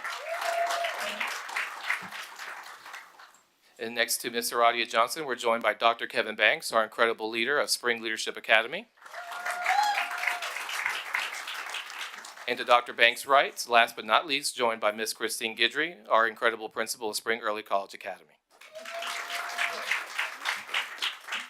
And we will go ahead and start with the incredible Ms. Shack. Do I need to press? Okay, you can hear me good. Good evening, Board of Trustees, President Durant, and Dr. Hinojosa. I sit before you today as the proud and fearless principal of Clark Elementary School. With unwavering support from my amazing assistant principal, Dr. Trey Bradford, I'm speaking it into existence, and my hardworking teachers and staff, I am proud to say that Clark is projected to go from an F-rated campus to a C-rated campus for the 23-24 school year. Kudos to Clark. Although we have accomplished some amazing things this past school year, we still have a lot more work to do. As a part of our campus improvement plan, there are several levers that you will see embedded through there, but I want to speak to you tonight about the power of professional learning communities. Excuse me. During our professional learning communities, I plan to focus on lesson internalization, practice and or rehearsals known as at-bats also, and data-driven discussions. In order for this work to happen, there had to be some adjustments to our master schedule. We are doing extended PLC time, which is 90 minutes. Each day, a grade level meets with my coaches and my leadership team for 90 minutes. During that time, we look at lesson internalization. Well, what is lesson internalization? Well, it's understanding the what and how of the lesson. A process in which teachers identify key vocabulary. They look at scripted and annotated guided questions, differentiate instruction for our emerging bilinguals and our special education students, as well as other key, as well as other key indicators without the lesson. We also provide time for teachers to practice or rehearse what they have actually internalized. This allows for feedback from coaches and their peers. What best feedback is from that's from your peers. The purpose is to make them better. before they get in front of our students. We want them to have an exemplar lesson. We want them to be accurate and, concise about what's happening during Tier 1 instruction. So once that feedback is given, teachers now have to re-practice to get better. We give bite-sized information, bite-sized feedback to make them better. Oh, sorry. So once we go through the practice process, another process that we're including this year is data-driven discussions. Last year we looked at data, but from the leadership level. Now we're employing teachers to be able to be owners of their data. So we want to embed data-driven discussions where we're looking at informal and formal data. Informal, looking at our exit tickets. To me, that's daily. That's quick data that we can say, hey, we have 50% mastery here, or we need to go back and reteach. Or we have 70% mastery. These students here need to be in a small group or have intervention. So that data is used to guide our small group and intervention time. Another piece of that is any campus or district assessments immediate within 48 hours. We want to have a deep data drive, data discussion with that, looking at big picture surface level data so we can know how to adjust our instructional plans moving forward. So for us, Clark Elementary, we're going to focus on empowering our teachers through professional learning communities, building capacity, which will impact our Tier 1 instruction, which ultimately will impact our student outcomes, which is aligned to our, impact our student outcomes aligned to our strategic priorities. As a result, we hope to build teacher confidence, confidence in students, student engagement, student learning, and as well develop my leadership team. In conclusion, as we enter renovation phase 2, Clark is on an upward trajectory, and I am confident that with the support of my Clark family and fearless leader, Feeder 2 pattern, we are on our way to an A campus. I now hand it over to Ms. Saradia Johnson, the dynamic principal of Harlan Elementary School. Thank you. So I know, it's big shoes to fill. We're all going to take a collective deep breath. Good evening, everyone. Good evening, President Durant, board members, Dr. Hinojosa. My name is Saradia Johnson, as Principal Shack mentioned, and I'm honored to represent Feeder 1 tonight and talk about some of the amazing things that are happening at Hoyland. So, fun fact. My name means source of light, and tonight I'm here to shed light on the impact of 3 key levers that are included in our campus improvement plan, and that is our opportunity culture, M-class interventions, and vertical planning and alignment. And so the first lever is tied to leadership, and that is opportunity culture. So we had an opportunity to join the other campuses who have opportunity culture, and the aim is to extend the impact of high quality teachers throughout the campus. So we have multi-classroom leaders, 3 of them, Brittany Baccaris, Anna Salazar, and Michelle Cruz, and those are master teachers on our campus, and they lead PLC, they provide on-the-spot coaching, they lead data discussions, they support small group instruction. Basically, it's what every teacher would have wanted, is just a master teacher at your side to help you to be great in your classroom. So as Dr. Hinojosa always says, if you want to go far, don't go alone. So they're not alone, and they have someone great with them guiding them along that way. And so in our grade levels that had MCOs last year, you can see in our math, first grade was one of our MCO grade levels, and they far surpassed growth in those students, and the same thing happened in reading, which leads to the second lever, which are M-class interventions, and that was tied to student outcomes. And so interventions happened across the campus. Our student support specialist, Laura Hicks, worked with our instructional coaches and our assistant principal, Renata Smith, to make sure that we identified quickly, after the BOY data came out, we identified all the students who were below and well below and placed them in groups. groups. So once in groups, we identified staff, and it's all hands on deck as Principal Warford shares. If you're on the campus, that means you can lead a group. And so we had counselors leading groups, paras leading groups, we had administrators led groups. Everyone was a part of a group. And so we had our M-Class intervention kits. These kits were scripted kits to help students with foundational skills. Letter sounds, blends, phonemic awareness. It really built confidence. You're with a staff member who sees you. This person could be seeing you in the hallway, just giving you a high five, and now this person is working with a group with you. You build confidence, and also you build your reading. And they go through 7 to 10 day bursts, and we use this data to immediately adjust instruction, but it builds their reading. And so building reading also improves math, because we all know the math test is just a reading test. We don't even call them word problems anymore, they're math stories, right? So it helps them across the board. And so we win as a team, and it's a team effort, and so we all went in on providing interventions. And the interventions really helped our kids to be more confident when it came to testing, because it helped their reading.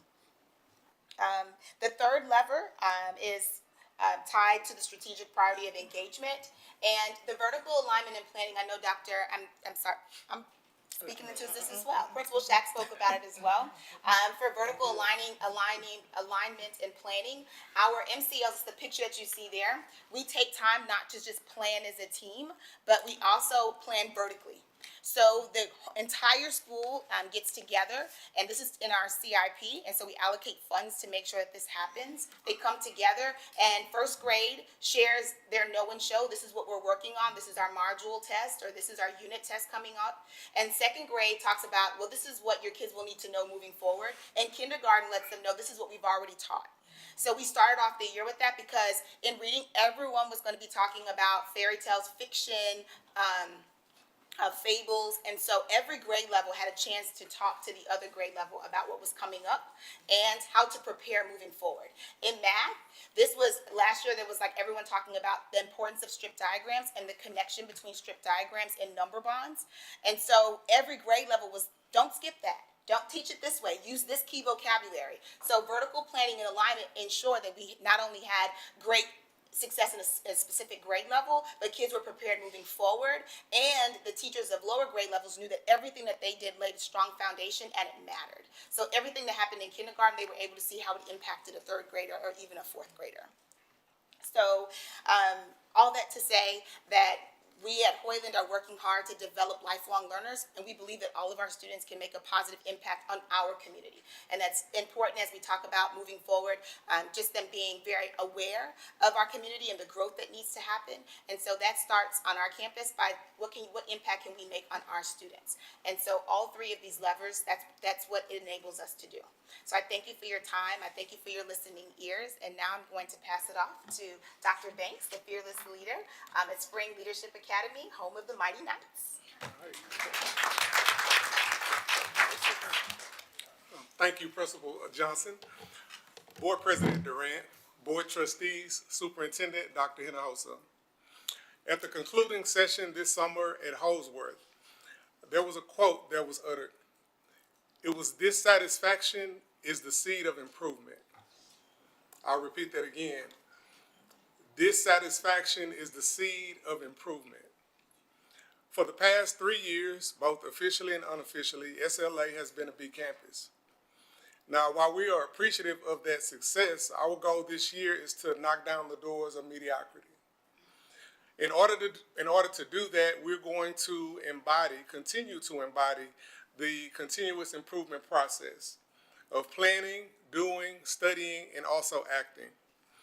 The three levers that I'm going to focus on today that help us do this are our student advocacy journals, our SLA academic framework, as well as our opportunity culture at the middle school level. The first lever, the student advocacy journals, is aligned to the strategic priority of student outcomes. This is our 4th year using our student advocacy journals, also called planners. And while they are used as organizational tools and calendars, they're much more than that. These planners allow our students to engage in the data-driven process. So they're invested in understanding their data, tracking their data, and getting better. They goal set regarding their MAP as well as STAR, what they scored last year and what they need to score for the upcoming year. And after each assessment, they engage in a process of asking themselves questions regarding their answers. Did they make a careless error? Did I just not understand this? Do I need to go back and look at the vocabulary, or did I not use the strategies that I was taught? The goal is for students to be engaged and to continue to continuously grow and think about what they can do to prepare for the next assessment. Also, at our work at Holsworth, our problem of practice centered around special education. So this school year, we're adding student accommodation conference sheets in our student advocacy journals. And we're having conferences with our special education students to ensure that they understand the accommodations that they need or that they have available to them in both the classroom as well as assessments. The second lever, our SLA academic framework, is also aligned to the strategic priority of student outcomes. This has been adopted and refined from my time as an associate principal at Robertson Middle School under the leadership of Ms. Tracy Walker. It's a living document, and what it does is helps us stay aligned as a campus, as well as keeps us on track regarding our productivity as well as action planning. Embedded within the calendar is our campus assessment calendar, as well as our Friday Learning PLCs. During our Friday Learning PLCs, we conduct targeted professional development that's unique to our campus needs based on our quantitative and qualitative data. We also include our instructional planning deadlines as well as our staff huddles, staff meetings, and the things that we're going to do to strengthen our climate and our culture. The last lever that I'll discuss is our opportunity culture at the middle school level. It's aligned to the strategic priorities of leadership as well as student outcomes. We were in the initial cohort of opportunity culture, and we've continued to refine it and improve it each year. This year we have 4 multi-classroom leaders, 1 for each content, and 2 Reach Associates.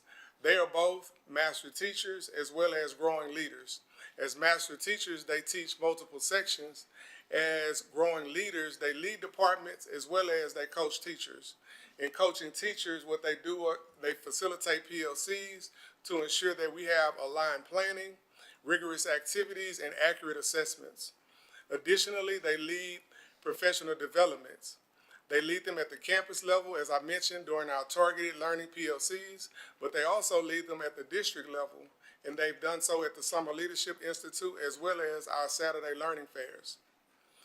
Last school year, we did add a Science and Social Studies MCL that have contributed to our growth in data in those areas. So our theme for the 2024-25 school year is believe it, conceive it, and achieve it. Achieve with an emphasis on the A. Focusing on these high-yield levers, we'll be able to accomplish the strategic priorities of leadership growth as well as excellent student outcomes. At this time, I have the pleasure of introducing the principal of one of the best schools in the state of Texas, number 63 to be exact, and the nation.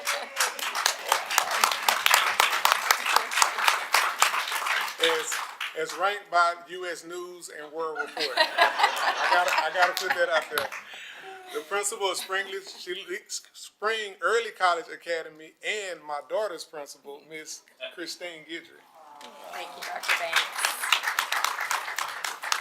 President Durant, Board of Trustees, Dr. Hinojosa, thank you for the opportunity to be here this evening representing high schools. I have one question for you, and that question is, what's your point? As you can see by our shirts. At Spring Early College Academy, we are asking our students what their point is, and specifically how they will earn that point, as in their CCMR point, or College Career Military Ready.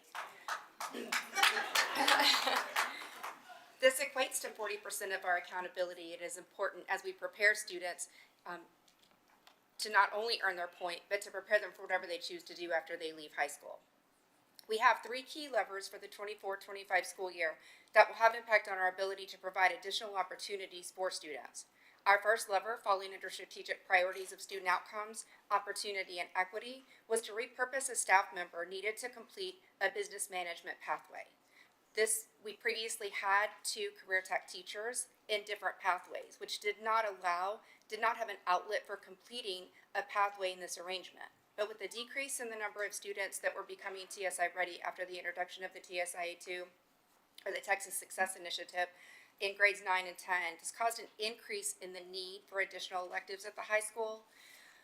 We also had an increase in the number of dual credit business classes, and in the change to accountability, we had to reconsider our options and how we created those paths for students. After listening to Dr. Guillory and her team for the CCMR task force visits last year, it reinforced for us the idea that we had an opportunity to serve our students more aligned to the accountability standards by which we would be graded. And moving to a fully formed business pathway option created 2 additional CCMR paths for us. One, an opportunity for students that had not earned their CCMR point to earn one through an industry-based certification. The second was to allow students, or offer an opportunity for students that met TSI readiness but would not complete their associate's degree, an opportunity to complete an industry-based certification, now making them a student with outcome bonus or super CCMR, providing more funds back to the district. And with the increase of dual credit business courses, we also now have more opportunities for students to be completers in the business career pathway, which now becomes more important in the next couple of years with that change to accountability. The second lever, which is aligned to strategic priority 1, student outcomes, is the utilization of the optional flexible school day. Using a positive attendance program allows us to incentivize on-track performance and to intentionally intervene for students that had not met a CCMR indicator. So for our 12th grade students that are on track, meaning they are TSI ready in English and math, they have completed all of their EOC requirements, they're eligible for college coursework, they have earned their CCMR point, and they're meeting the expected attendance, we're able to have some non-instructional days assigned for them, about 3 a month, in which they are able to use this time to work on college coursework, pursue DSG, utilize the Lone Star resources, and work outside of school. This allows us time and staff to intensively intervene with students that are not ready in one or more of these areas, and students are strategically placed into intervention based on need. This allows us to also encourage students to complete their CCMR point to be eligible to be considered for the flexible scheduling option. Minutes are tracked, and we ensure that students meet the expectations not only for attendance but the ability to maintain their flexible scheduling, and also for those students to be considered eligible for flexible scheduling. Calculating the minutes for students and having a tracking system ensures that the students meet the expected number of minutes of attendance, and what we've seen in since the implementation is an increased level of motivation both from students who have the flexible scheduling who'd like to keep it, and those who would like to be considered for flexible scheduling and are working hard within their intervention to meet the criteria to be eligible. Finally, our third lever is directly aligned to strategic priority, student outcomes, opportunity, and leadership. This lever is based on our commitment to the daily implementation of AVID, Advancement via Individual Determination, on the Spring Early College Academy campus. Last year at this time, I was able to speak on our AVID commitment and the importance that it has played in the success at Spring Early College Academy. AVID is a college readiness program that focuses on the building of student skill sets, including Wicker strategies, writing, inquiry, collaboration, organization, and reading. And these strategies are embedded throughout our campus improvement plan and the work that teachers do each and every day. I also was able to share with you last year that our goal was to eventually be identified as an AVID demonstration site, which is the highest recognition a campus can earn. I'm happy to tell you this evening that our self-validation process step 1 is complete, and we have been invited to undergo the extensive process of consideration of being an AVID demonstration site, and we hope to have that decision at the end of this school year.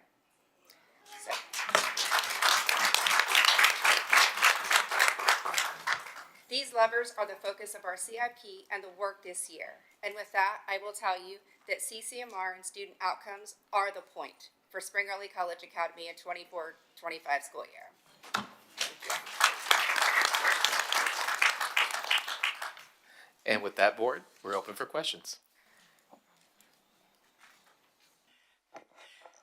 Three of you mentioned PLCs, and I have seen wonderful working PLCs. I wonder, how do you find the time in the teachers' schedules that they can all get together at the same time and do these?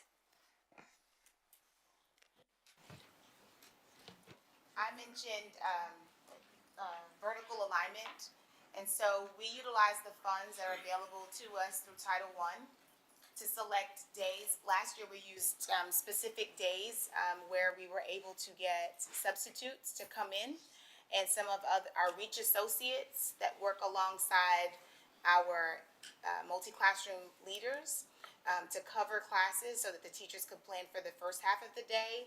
We had 3 through 5 reading, and then in the afternoon we had 3 through 5 math. This year, we are very fortunate to have the additional planning days that were added to our instructional calendar, so we won't have to use sub-coverage because we'll have those days. We did it right before school started during our back-to-school in-service, and this is just in time for us to start planning for the next module and unit. We'll do it again. So the days are very strategically placed on the calendar to afford us that opportunity this year.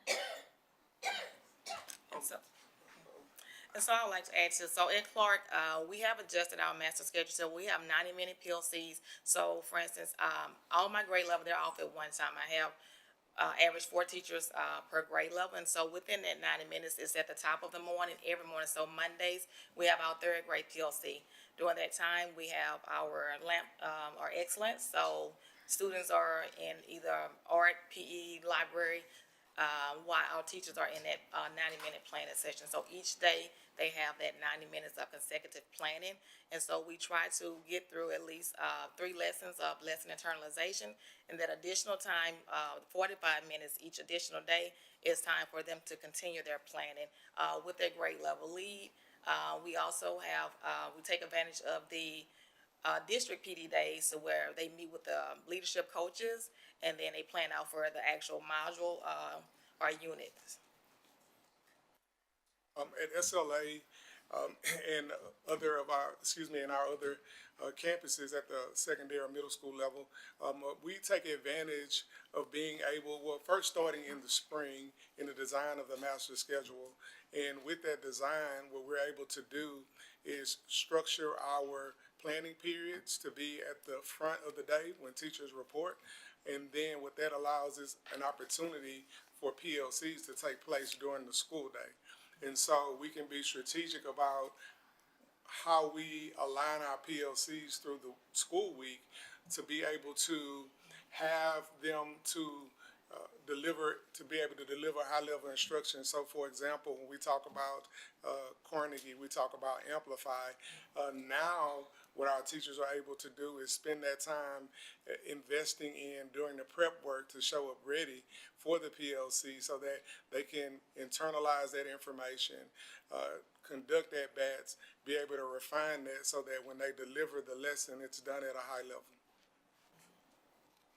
I really congratulate you for all these very, very creative ways you've gotten to have teachers be able to work with each other.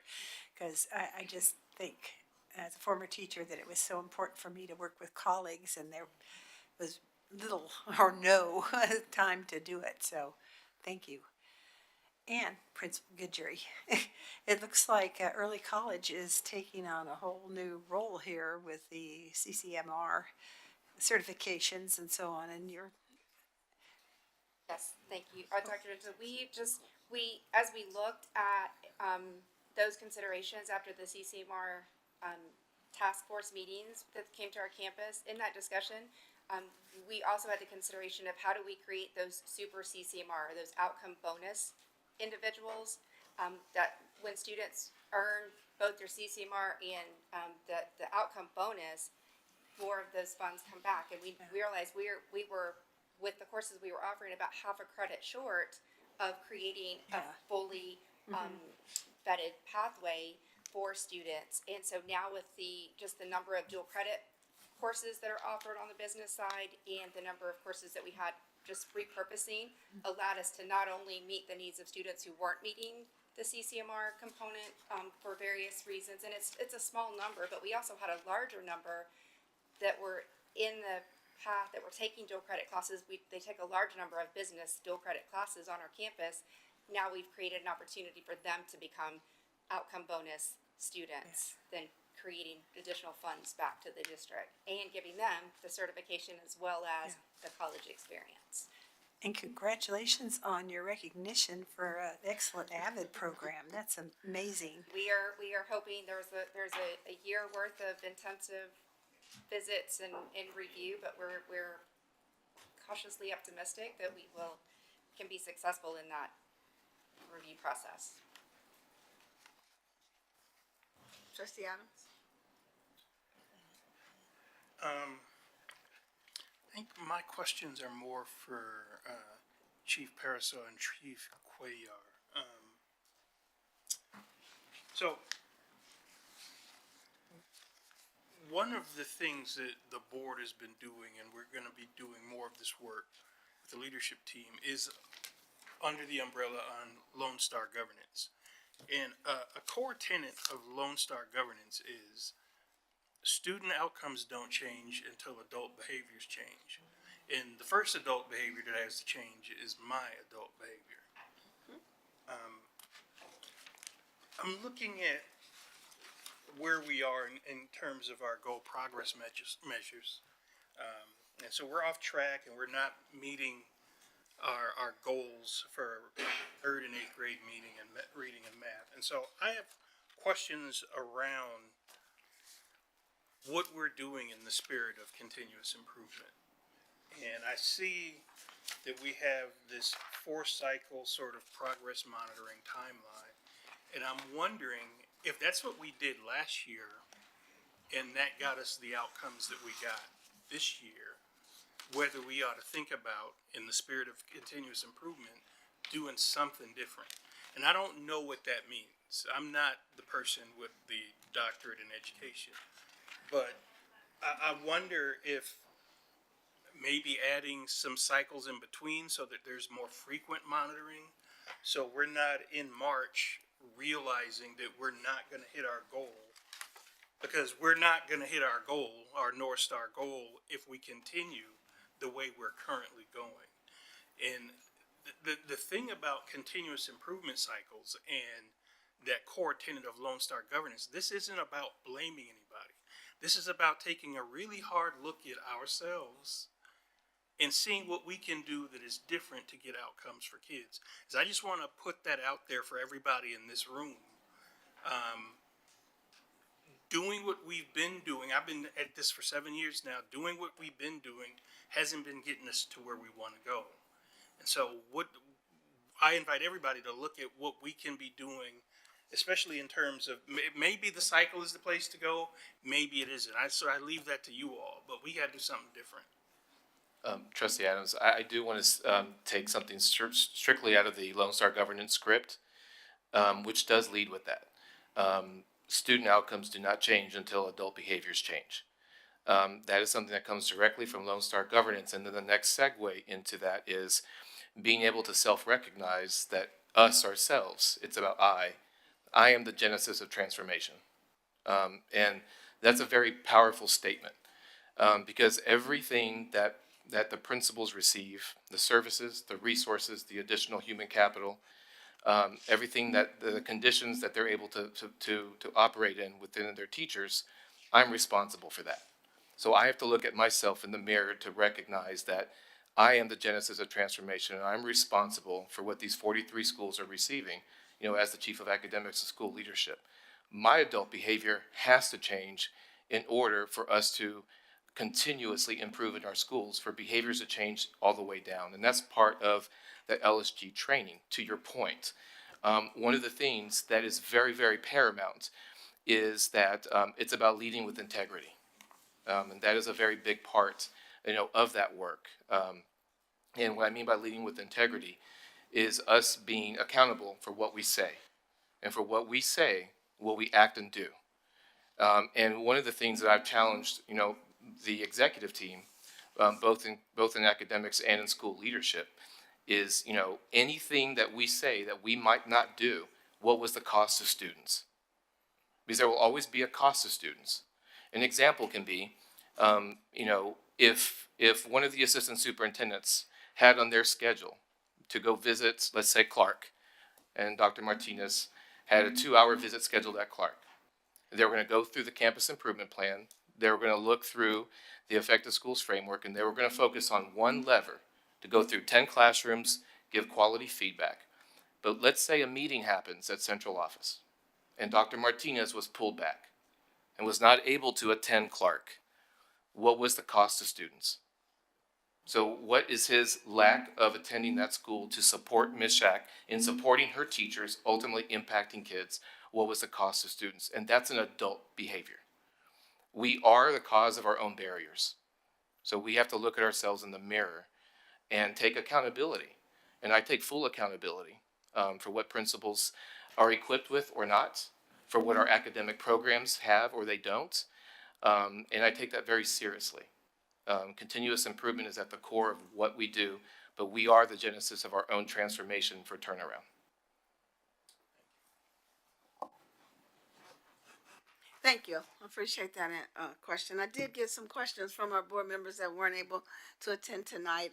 Trustee McDaniel's one question was, what are teachers using to track student reading growth and performances outside of our standardized testing like MAP and STAR?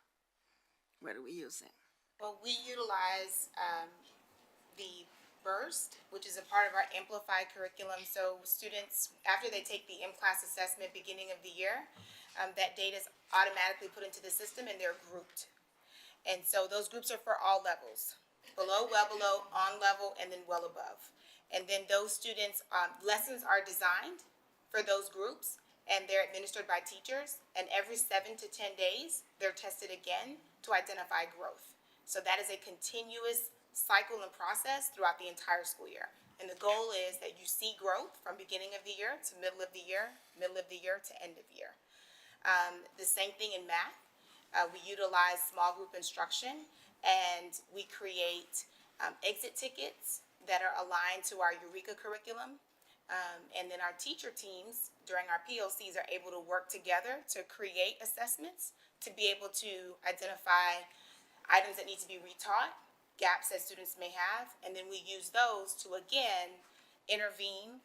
As Principal Shack mentioned, the DDAP or those data meetings that we have that are now incorporated as part of our PLC model that happen once a month gives a faster turnaround for us to look at data so that we're not doing the same thing. So you're stopping to look at your data after every assessment and even the exit tickets, looking at the student work to see where the misconception was, and then making a quick adjustment to see what you're going to do differently or what groups you need to pull in. So the data is more in real time, even with the iReady resource that we have now. That data is right there at our fingertips, and it's there for parents as well to be able to support their kids at home. And just to add to Ms. Johnson, she spoke about the exit tickets, tracking that informal data daily. You know, we have our standards, that objectives that students have to meet. The curriculum allows for exit tickets at the end of each lesson, and so when teachers collect that data, that is in the moment data to say, hey, I need to adjust my instruction for the next day. So having that 90-minute PLC or that additional, those additional 45-minute days of planning with your team allows for you to readjust and realign your instruction. You know, one thing that we're doing differently at the Clark this year is that we're teaching our students to track their data through their data folders. And so your exit ticket data, we're looking at those high leverage standards that are high priority on STAR, and so we want to know, how are you trending, you know, from this lesson with Eureka and Amplify. Some of our lessons, they spiral. So last week, you know, we taught 5.2, you had 50%, but now it's coming back up again. I'm tracking it. Oh, I'm at 70%. So now we can see that student is growing on that particular standard. And so that is one of, you know, the practices that we're employing this year as well for Clark, in addition to what we already have, our M-Class, our iReady data, and so, yeah.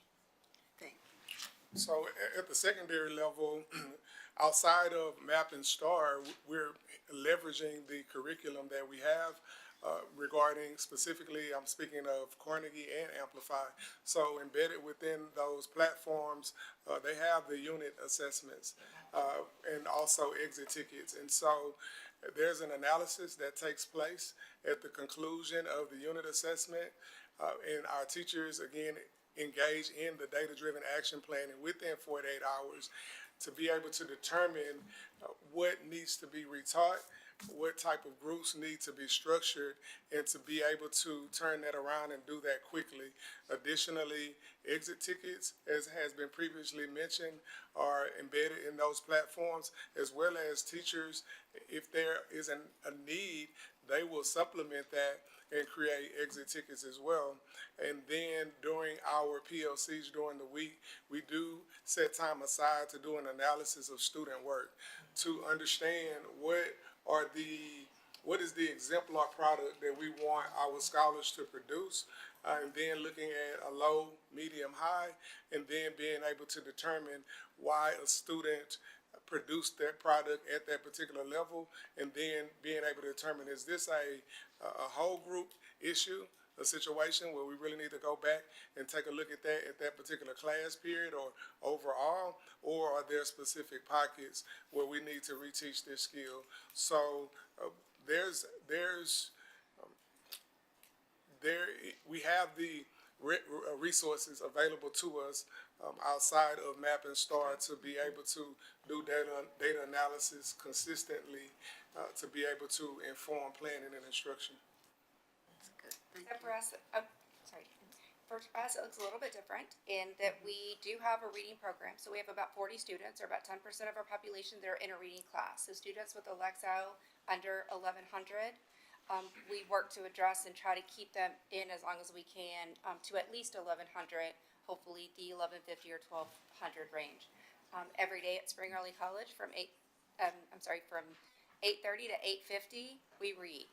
So everyone stops for that 20 minutes. It's drop everything, Alphas read, and our teachers are committed to building the love of reading and the love of literacy. So we spend that time, we encourage students, we require that they have a physical copy of a book, anything that they'd like to read at that time. Really trying to build that love of reading to increase their stamina, to increase their ability also to read the technical books that they have to read. Just building that Lexile skill.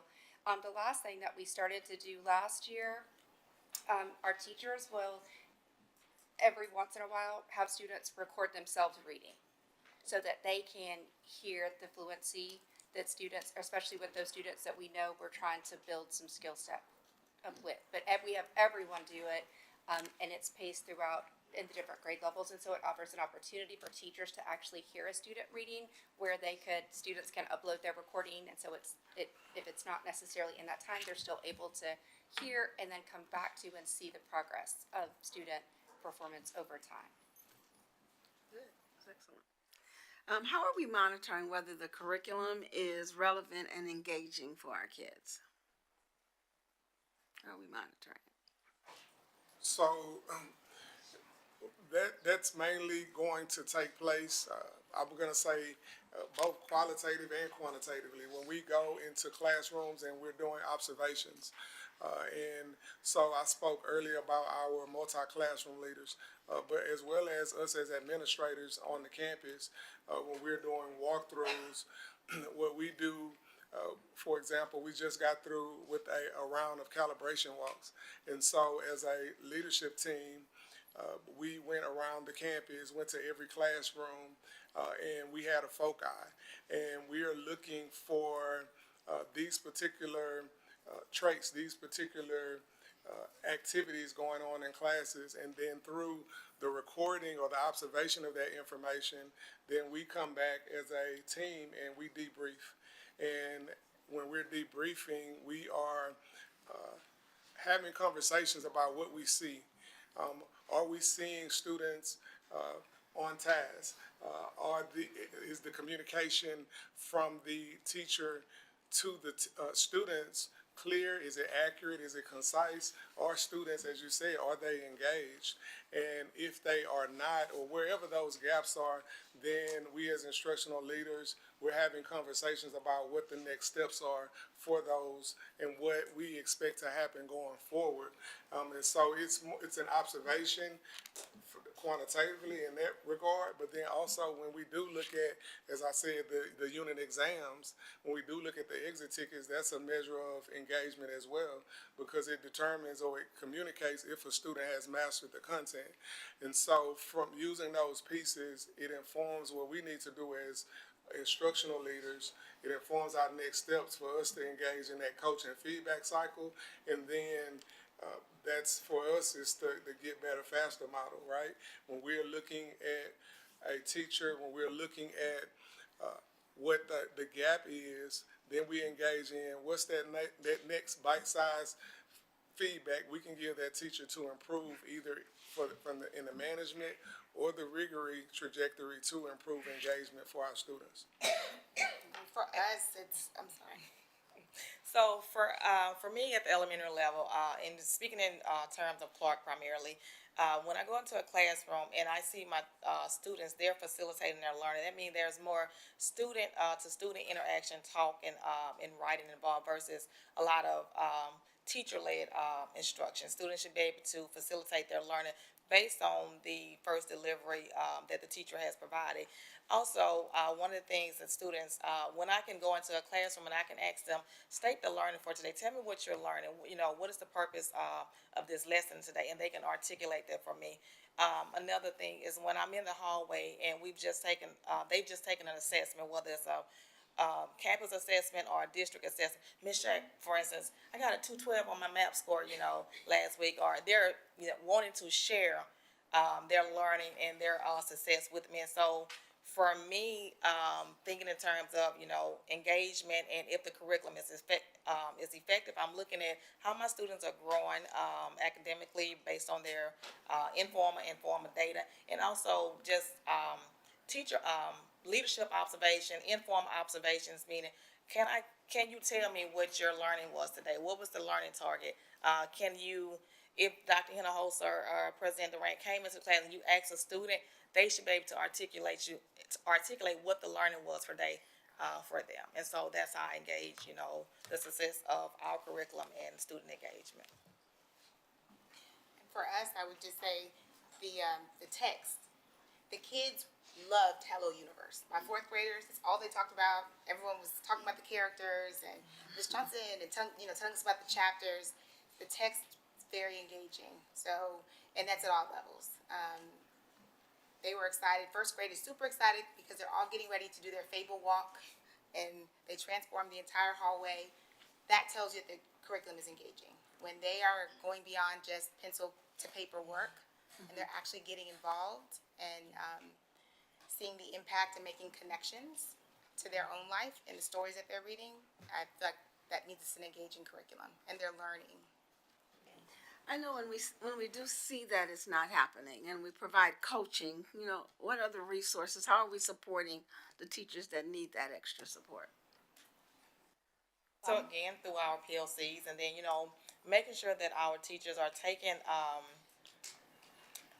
utilizing that the resources, the professional development that the district is allowing, like through those teacher learning sessions, they provide them, they send us emails, we ensure, hey, teachers, here are certain sessions, classroom management, they have a session on amplify internalization, and so making sure that we're providing that opportunity, even if it's during campus, we're giving them a substitute to go and, take part in that learning. And so I also encourage my teachers to, if there's a Region 4 training that you need to attend, let's sign up for that. We have some funds in Title I, and so just making sure that we're always, providing opportunities for them to build capacity, because at the end, it's going to impact our student outcomes. I would add to that, the professional development that we provide both at a campus level, at a district level, at a regional level. It is important.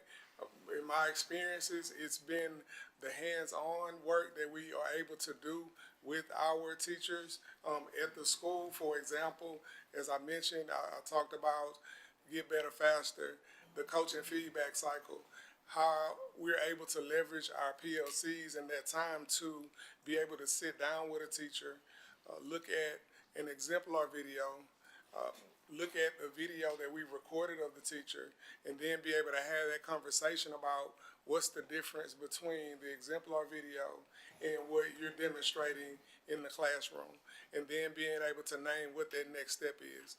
Also, our multi-classroom leaders being able to model that for them, that is been impactful.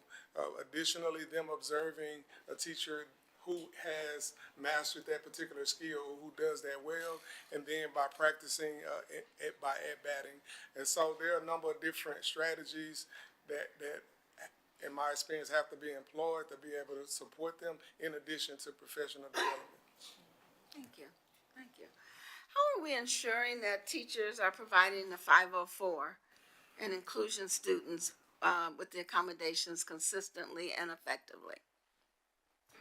I know for us at high school, one of the things we do at the beginning of the year is have conversations with students. We give them their plan, we go through the accommodations and tell them what they should be able to expect within the classrooms. We talk to them about what accommodations are they using regularly and which ones are ones, because as they progress through, we're trying to remove some of those accommodations. We're trying to get the ones that maybe they don't no longer need from middle school to high school, or they are, now functioning in a way that some of those are not necessary. They're relying on others. So we have that communication with them about what that accommodation looks like and whether or not they're using it. We talk to the teacher as well, because the student might say, well, I don't need this, but the teacher will say, but he's used it, several times throughout the last couple of weeks. And so we have that conversation about if it's necessary, we want to keep it. And so we really talk to students about advocating for themselves. If something's not working, how do we make that recommendation to teachers? If something is can be adjusted, where they can start to take that responsibility around what is supposed to be happening and ensuring that it is, but also being able to have the conversation with teachers around working together to ensure that the accommodation plan is created as such that it's not only beneficial to the student, but that's taking away those accommodations that they've outgrown. Because some of those might have come over from middle school. And so really helping them be aware of what their accommodations are, ensuring that they see them, and then having that review throughout the school year. We all have step binders that our teachers are given from the special education department. And that binder contains the accommodations for students in special education. But many of us also include students that have 504 and EB accommodations as well, linguistic accommodations. And you bring that with you to planning. And so at the onset, when you're looking at your unit and you're looking at the learning goals, you need to look at who's in your room. So that's an activity that we do, like you actually have your seating chart, who's in my class, where are they seated, and what are their needs. So you're thinking at the onset about what these students are going to need and what accommodations and what adaptations you need to make to the lesson to be able to address those needs. I noticed in at least one of the campus improvement plans that I had, that one of you had made a note about a primary problem being the short tenure of your teaching staff. And so I know that can be a challenge for first and second and third year teachers to also incorporate IEPs for kids. And so I think I'm just sort of coming back around to your question about, especially on a campus where we don't have the strong veteran teacher that's been doing this for a while, how we can support those teachers and make that a like you said, it's a part of it. You said that like it was a part of your practice, and I'm not so sure that it is that way, that automatic and that ingrained for all of our staff, especially with some of the turnover numbers I see in terms of our teaching staff. And again, that's like a nationwide issue, but it is something that we have to confront as public educators, that we're flipping teachers over, and it's hard to keep them to where they get to where you are, where like handling a 504 or an IEP or arting somebody out of one of their accommodations is part of the practice. So That was my CRP Yeah. that had it on there. And just to be 100% transparent, my oldest she's 27, she's a teacher. But this summer, we had this come to Jesus meeting because she decided that she wanted to do nails because it was going to be more lucrative. So I think the generation is a little bit different. And I know especially for Principal Shack and I, we did have a large number of teachers that were coming into the profession from other professions. And that's why opportunity culture is everything for me at Hoyland. Because to have a teacher who has been in the game for a while, who's a veteran teacher, who's not just next door, but actually comes to your room and sits down with you and walks through every acronym, walks through every document, helps you prepare for an ARD meeting before you actually go into an ARD, but then also helps coach you around teaching a lesson when you know you've got 4 kids that have linguistic challenges. And what does the red and the blue mean? How do I incorporate that? Getting that 3rd MCL this year for my K through 2 bilingual teachers was impactful because the feedback that we received is you need to incorporate the schedule, the dual language schedule, the model more effectively. So having someone to model that for you, that's all that opportunity culture provides. If you have the Reach Associate who's there, so the teaching in your own class doesn't stop, that person is there to continue that high quality instruction while you go and help the teachers on your team. And that's how you get that growth because they're growing together. And it's not just someone giving you a book or giving you a handout. It's someone that's sitting with you and saying, let's walk through this together. Hey, let me show you what this looks like. And that encourages them to stay.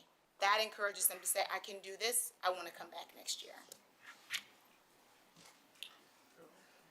As we sit here and we do our campus improvement plans every year, I sit back personally and I wonder, with all the challenges we're facing in public education, teacher shortages, lack of funding, the tenure of our staff, there's a lot of challenges that you all face. You all carry the heaviness of a lot of that as the backbone on those campuses. We've recognized that as your board. And we ask these questions because we want to know, how's it working, what isn't working? Are you being supported in the way you need to be supported? And as we talked about Lone Star governance, a change isn't going to happen until people change. And we want to make sure that you're seeing the changes that you need from the top, from us, so that they trickle down to meet your needs and on down to the students. So I just want to thank you all. I know it's a tough job. Both my father and my sisters were principals. So I know it's a tough job and I know how hard it is. And I just really appreciate all your hard work. I know the campus improvement plan every year is probably a tedious task, but I think it gives us an opportunity to take a broader look at things and ask ourselves some questions and all get on the same page. And so I just want to thank you for being here and sharing some of your evening with us to make sure that we understand how we're moving forward in improvement. Ms. Durant, I'm going to ask Dr. Cuellar to go back to the umbrella and just to close out with the principals. And we clearly understand the heavy load that the principals carry. And we mentioned, I spoke to them about this yesterday, that we always look at the district's accountability and it comes directly from the schools, right? And so, my reflection, our reflection has been, have we done everything that we can to support the schools? And Mr. Adams, you're correct in asking, are we doing the same things that we did last year and expecting different results? And, I've had that conversation in my head 100 times. I've had that conversation with Dr. Cuellar and Dr. Harris. Are we doing the same thing and expecting different results? Because at the end of the day, there's 3 things that impact our students. And I shared this with the team yesterday. It's leadership, it's the resources that they have, and it's the training and support that they have for their teachers. And so, yes, leadership falls squarely on the shoulders of the principals that we have here today, on the assistant principals that are here today and that are in our buildings every day. But the other two really fall on us on central office. And so I've met with Dr. Cuellar, I met with Dr. Harris, and today I had the opportunity to meet with our entire curriculum department, because we've been doing this work now for 2 years, and we're going into year 3 doing the same type of work. And so my question to the team is, have we stopped to look at our resources, meaning the textbooks, and have we stopped to look at the scope and sequence, meaning the pacing calendars that we give to our schools, that we tell them that they must follow? Is it the same thing that we did last year, and we're expecting our schools to implement, and we're going to expect different results? Are we providing training that we believe is needed, or are we asking our teachers what training do they need? And is that training aligned to the resources that we have? And so I'm really proud of the response that our curriculum team has given to say, we're going to pause and we're going to look at our resources and we're going to look at every textbook page by page. I know I was talking to the curriculum team today, Ms. Finley, who's the ELA teacher in secondary, said, you know, we've got a great textbook, but that great textbook doesn't mean that we're going to teach from page 1 to page 30 to page 200. And she said, I've realigned our scope and sequence to meet the needs of our spring kids based on the test results. And that's exactly what every curriculum specialist is doing right now, to go back and pause and say, let me look at this. Because when we come back to our principals in October, we're going to be able to say we have, you know, high quality scope and sequence and resources before them that they can now take back to their teachers and say, here it is. And we are going to look at our training, and yes, there's lots of training that we offer, but is it aligned to what the teachers need to be able to do? And so the great place that we're at right now is to go back and reflect. Every single principal has done that now. I mean, they did it this summer. They formed their groups. They created their classes. They've done everything. But the question remains, are the resources the right resources? Are they giving us that return on investment? Are we saying to the principals, you have to implement this, and is it going to yield the good results? And until we're able to do this deep dive into our resources and our scope and sequence, we can't be assured. And so I'm really proud of the work that our curriculum team is beginning to do.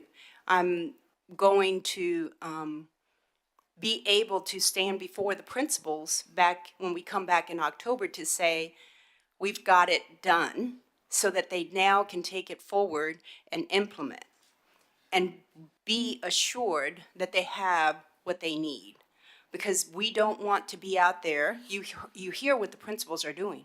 They're monitoring the teachers. They're in the PLCs. They're holding teachers accountable, but are we holding them accountable for the right things? And so I'm very pleased to say that we centrally are doing that deep dive ourselves, because we understand the heavy lift that these principals have every single day.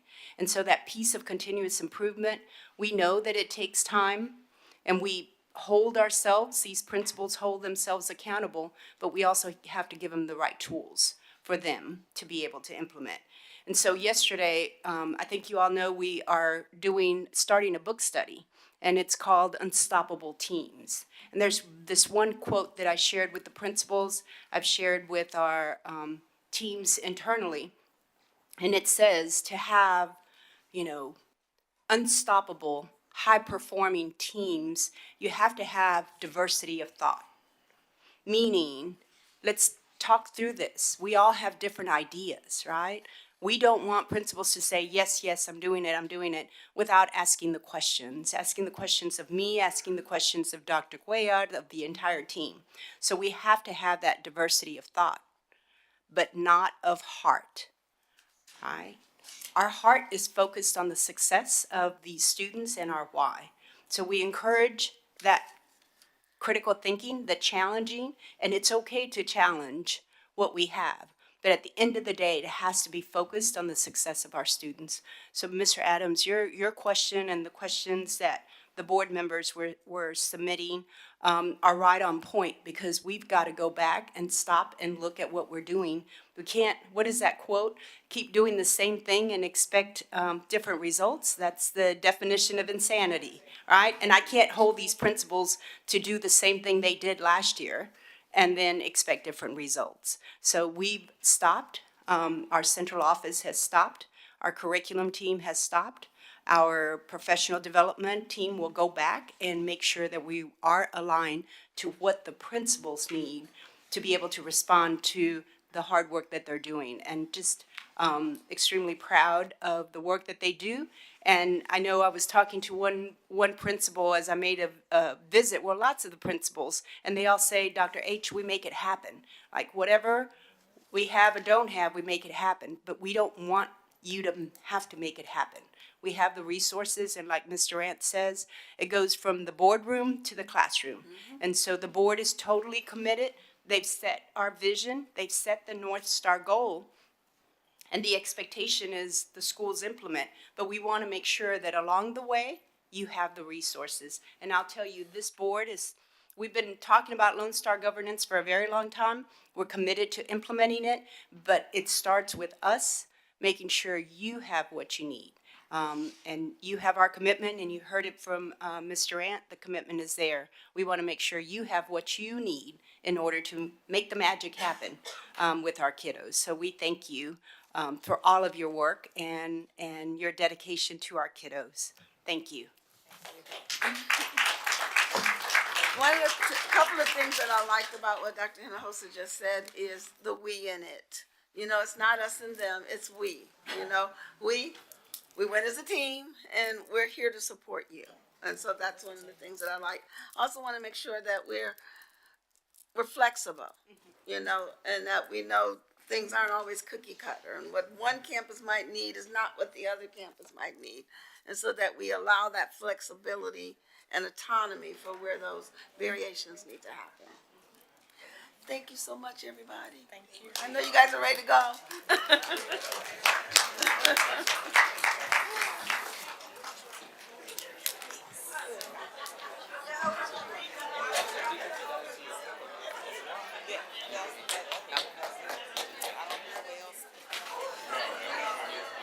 Oh, senior leadership and the board sticks around. We'll give them a few minutes to clear out, and we don't have a lot left. I'm hoping to try to get you guys out of here quickly.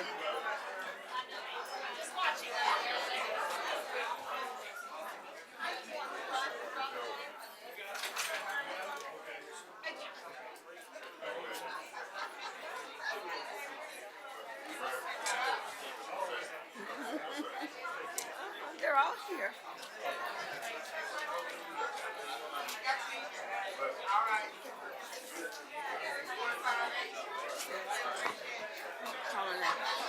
Miss Womack. Miss Womack. She can't hear me. Miss Womack. Welcome back. We're glad to see you.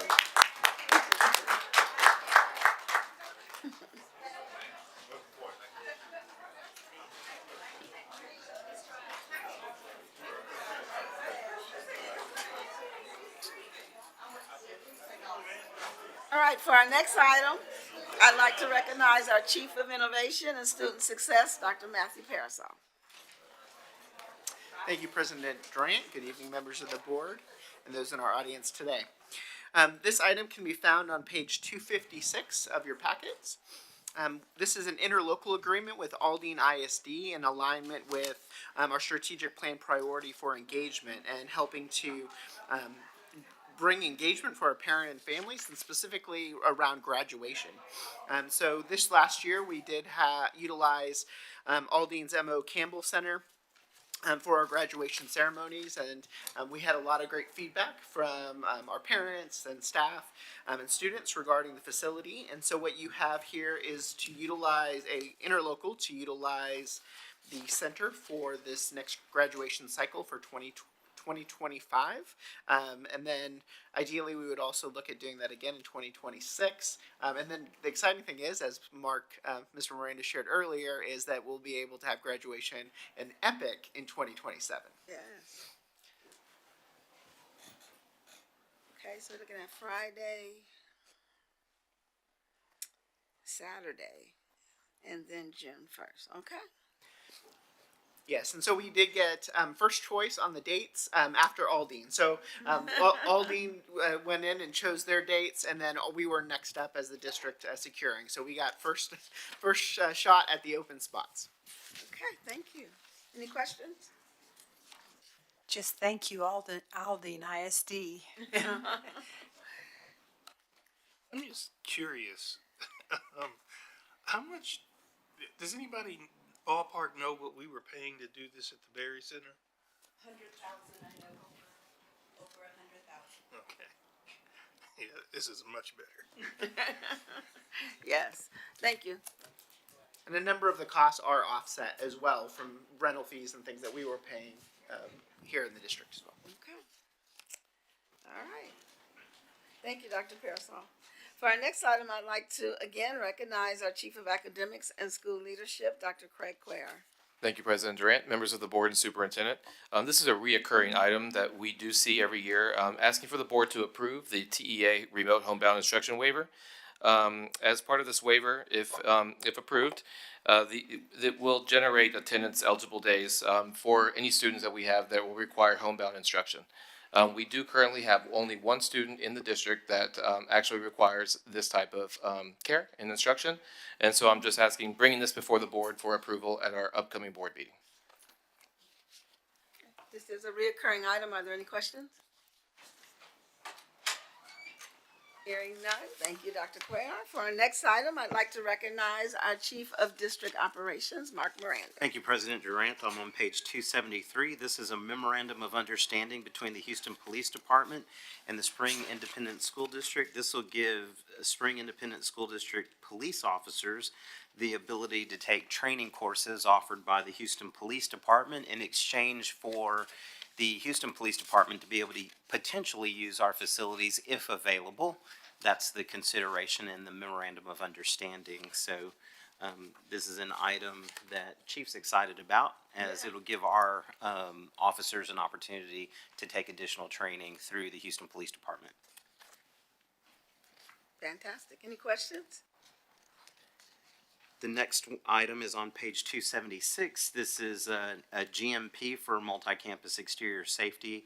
It's a guaranteed maximum price for our package number 2 in the amount of $10.9 million. And so this one is specifically for exterior doors, maintaining exterior doors in proper working order. And this is for district-wide safety and security for those exterior doors. I think this will get us where we need to be to. Yeah, this is, stay ahead of it. yes, ma'am. So when you say maintaining exterior doors, Yep. these folks come out and do inspections and repairs? They do repairs, yes, sir. Okay. These are lots and lots of retrofits and repairs on doors for all over the district. So we have lots and lots of door maintenance that we have to do. Some have settled, some need to be completely redone to be able to bring them up to standard. So we're doing safety standards. audits or walks on our campuses. Yes, sir. We come across a door that doesn't close right, or even beyond some of those audits, right, to be able to enhance the security of those doors. It's kind of a complement to our vestibule project. So the vestibule project is one of the projects from the safety and security that's securing the front vestibules, but we're also looking at all of our exterior doors to be able to secure those as well. This is part of the bond, correct? Yes, ma'am. You can continue. The last one, I think this is the last one, is the intruder, the standing item for district-wide intruder detection audit report findings, and there are no findings for this reporting cycle. Fantastic. That's good news. All right. That concludes my items. Thank you, Mr. Miranda. For our next item, I'd like to recognize our Chief Financial Officer, Ann Westbrooks. Thank you, President Durant. Our items begin this evening on page 281. And the first two items are our monthly recurring items, starting on page 281 with taxpayer refunds.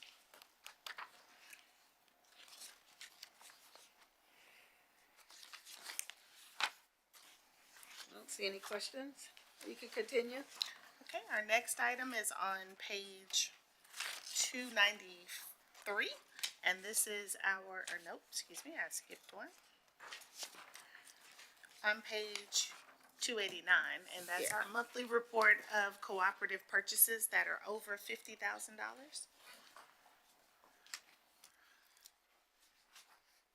Anyway, go ahead. Trustee Adams? I just made a note of the purchases for the smart tag cards. I get to hear from my wife every day about the smart tags. And I have the app on my phone, and it actually worked today. It's a bit inconsistent. My daughter is saying that sometimes she scans it, sometimes she doesn't. She told me, and I'm sure this is an exaggeration, that half the time they don't work. My daughter is prone to exaggeration, though, so Okay. I take that with a grain of salt. But Couple of weeks into it, so Yeah. we're really, give us a minute. I But will. we're very I'm just excited telling you, about. I'm getting yeah, heat, yeah. and so I'm going to transfer that. My team's listening. My team's listening. They're hearing you. Okay. You hear that? He's getting heat. Okay. Thank you. You can continue. Our next item is on page 297. I'm sorry, let me go back. Page 293, and it's our request for proposal for professional development, speakers, consultants, trainers, and related services. And so this is one of those requests for proposals that we do in as a cycle to make sure that we're capturing as many of the vendors that our academics and school leadership team would like to do business with. And so this was a request from our professional learning team, and we did it again, and now we have several vendors that we're recommending that are eligible to be awarded to do work for Spring ISD. Are these additional ones or Yes. a repeat of what we have? In These are addition to, additions. Okay. yes, ma'am. All right. Okay. On my copy of the RFP, there's a typo with the date. I just wanted to point that out. I went straight And to what the page are list. you on? Page 293. It's September 11, 2000, and I think that's supposed to be 2024. Yes, thank you. We'll add it for the signed copy. Okay. I went straight to the list. I missed that. You can continue, Ms. Westbrooks. Okay, and the last item is a request for proposal for parking lot striping and power washing, and that item begins on page 297.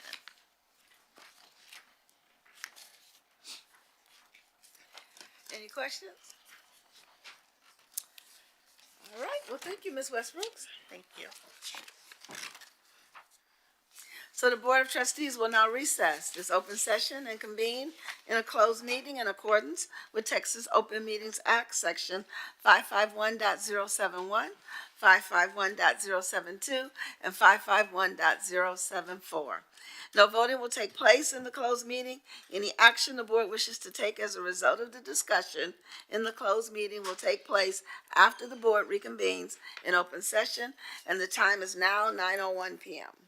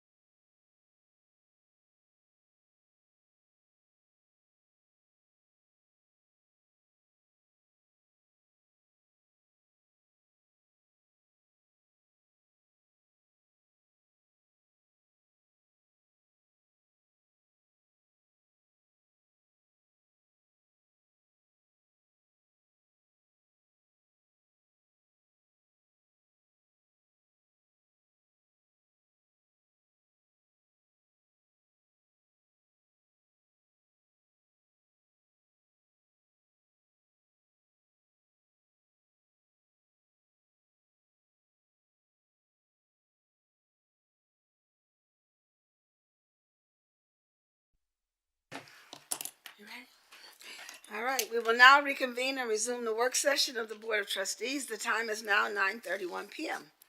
We will address the items discussed during closed session. Are there any motions?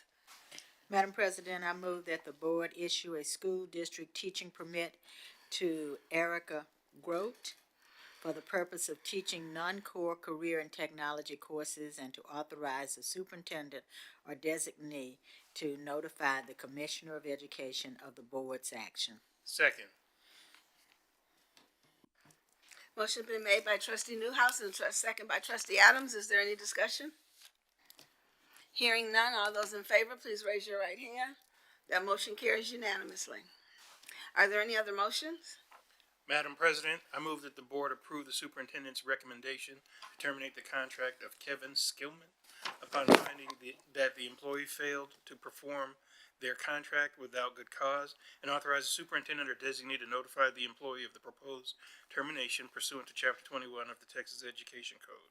I further move that the board authorize the superintendent or designee to notify the State Board of Educators certification that the employee failed to perform their contract without good cause and of the action taken by the board. I second the motion.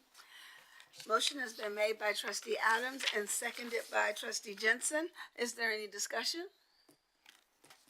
Hearing none, all those in favor, please raise your right hand. That motion carries unanimously. Are there any other motions? Madam President, I move that the board render a final order to non-renew the contract of Brenda Guardiola as presented in closed session and to authorize the superintendent or designee to provide notice of the board's action to the impacted employee pursuant to Chapter 21 of the Texas Education Code. Second. Motion has been made by trustee Jensen and seconded by trustee Newhouse. Madam President, I apologize, this is my fault. May I ask the board to consider amending that from non-renew to terminate? I was moving a little bit quickly today when I wrote these, and it will be to terminate the contract rather than non-renew the contract. Trustee Jensen, do you accept a friendly amendment to change the wording from non-renew to terminate? I do. Trustee Newhouse, are you okay with that Yes. amendment? Yes, I Okay, am. the motion has been made by trustee Jensen, seconded by trustee Newhouse, and the amendment has been accepted. Is there any discussion? All those in favor, please raise your right hand. That motion carries unanimously. Are there any other motions? Madam President, I move that the board approve the resolution and release agreement with Ariel West as discussed in closed session. Second. It's been moved by, the motion's been made by trustee Newhouse and seconded by trustee Adams. Is there any discussion? Hearing none, all those in favor, please raise your right hand. That motion carries unanimously. Do we have any other motions? Madam President, I move to delegate authority to the superintendent or designee to negotiate, finalize, and execute early termination of lease agreement related to Riley Fuzzle Road property and/or take other action as discussed in closed session. Second. The motion has been made by trustee Adams and seconded by trustee Newhouse. Do we have any discussion? Hearing none, all those in favor, please raise your right hand. That motion carries unanimously. Are there any other motions?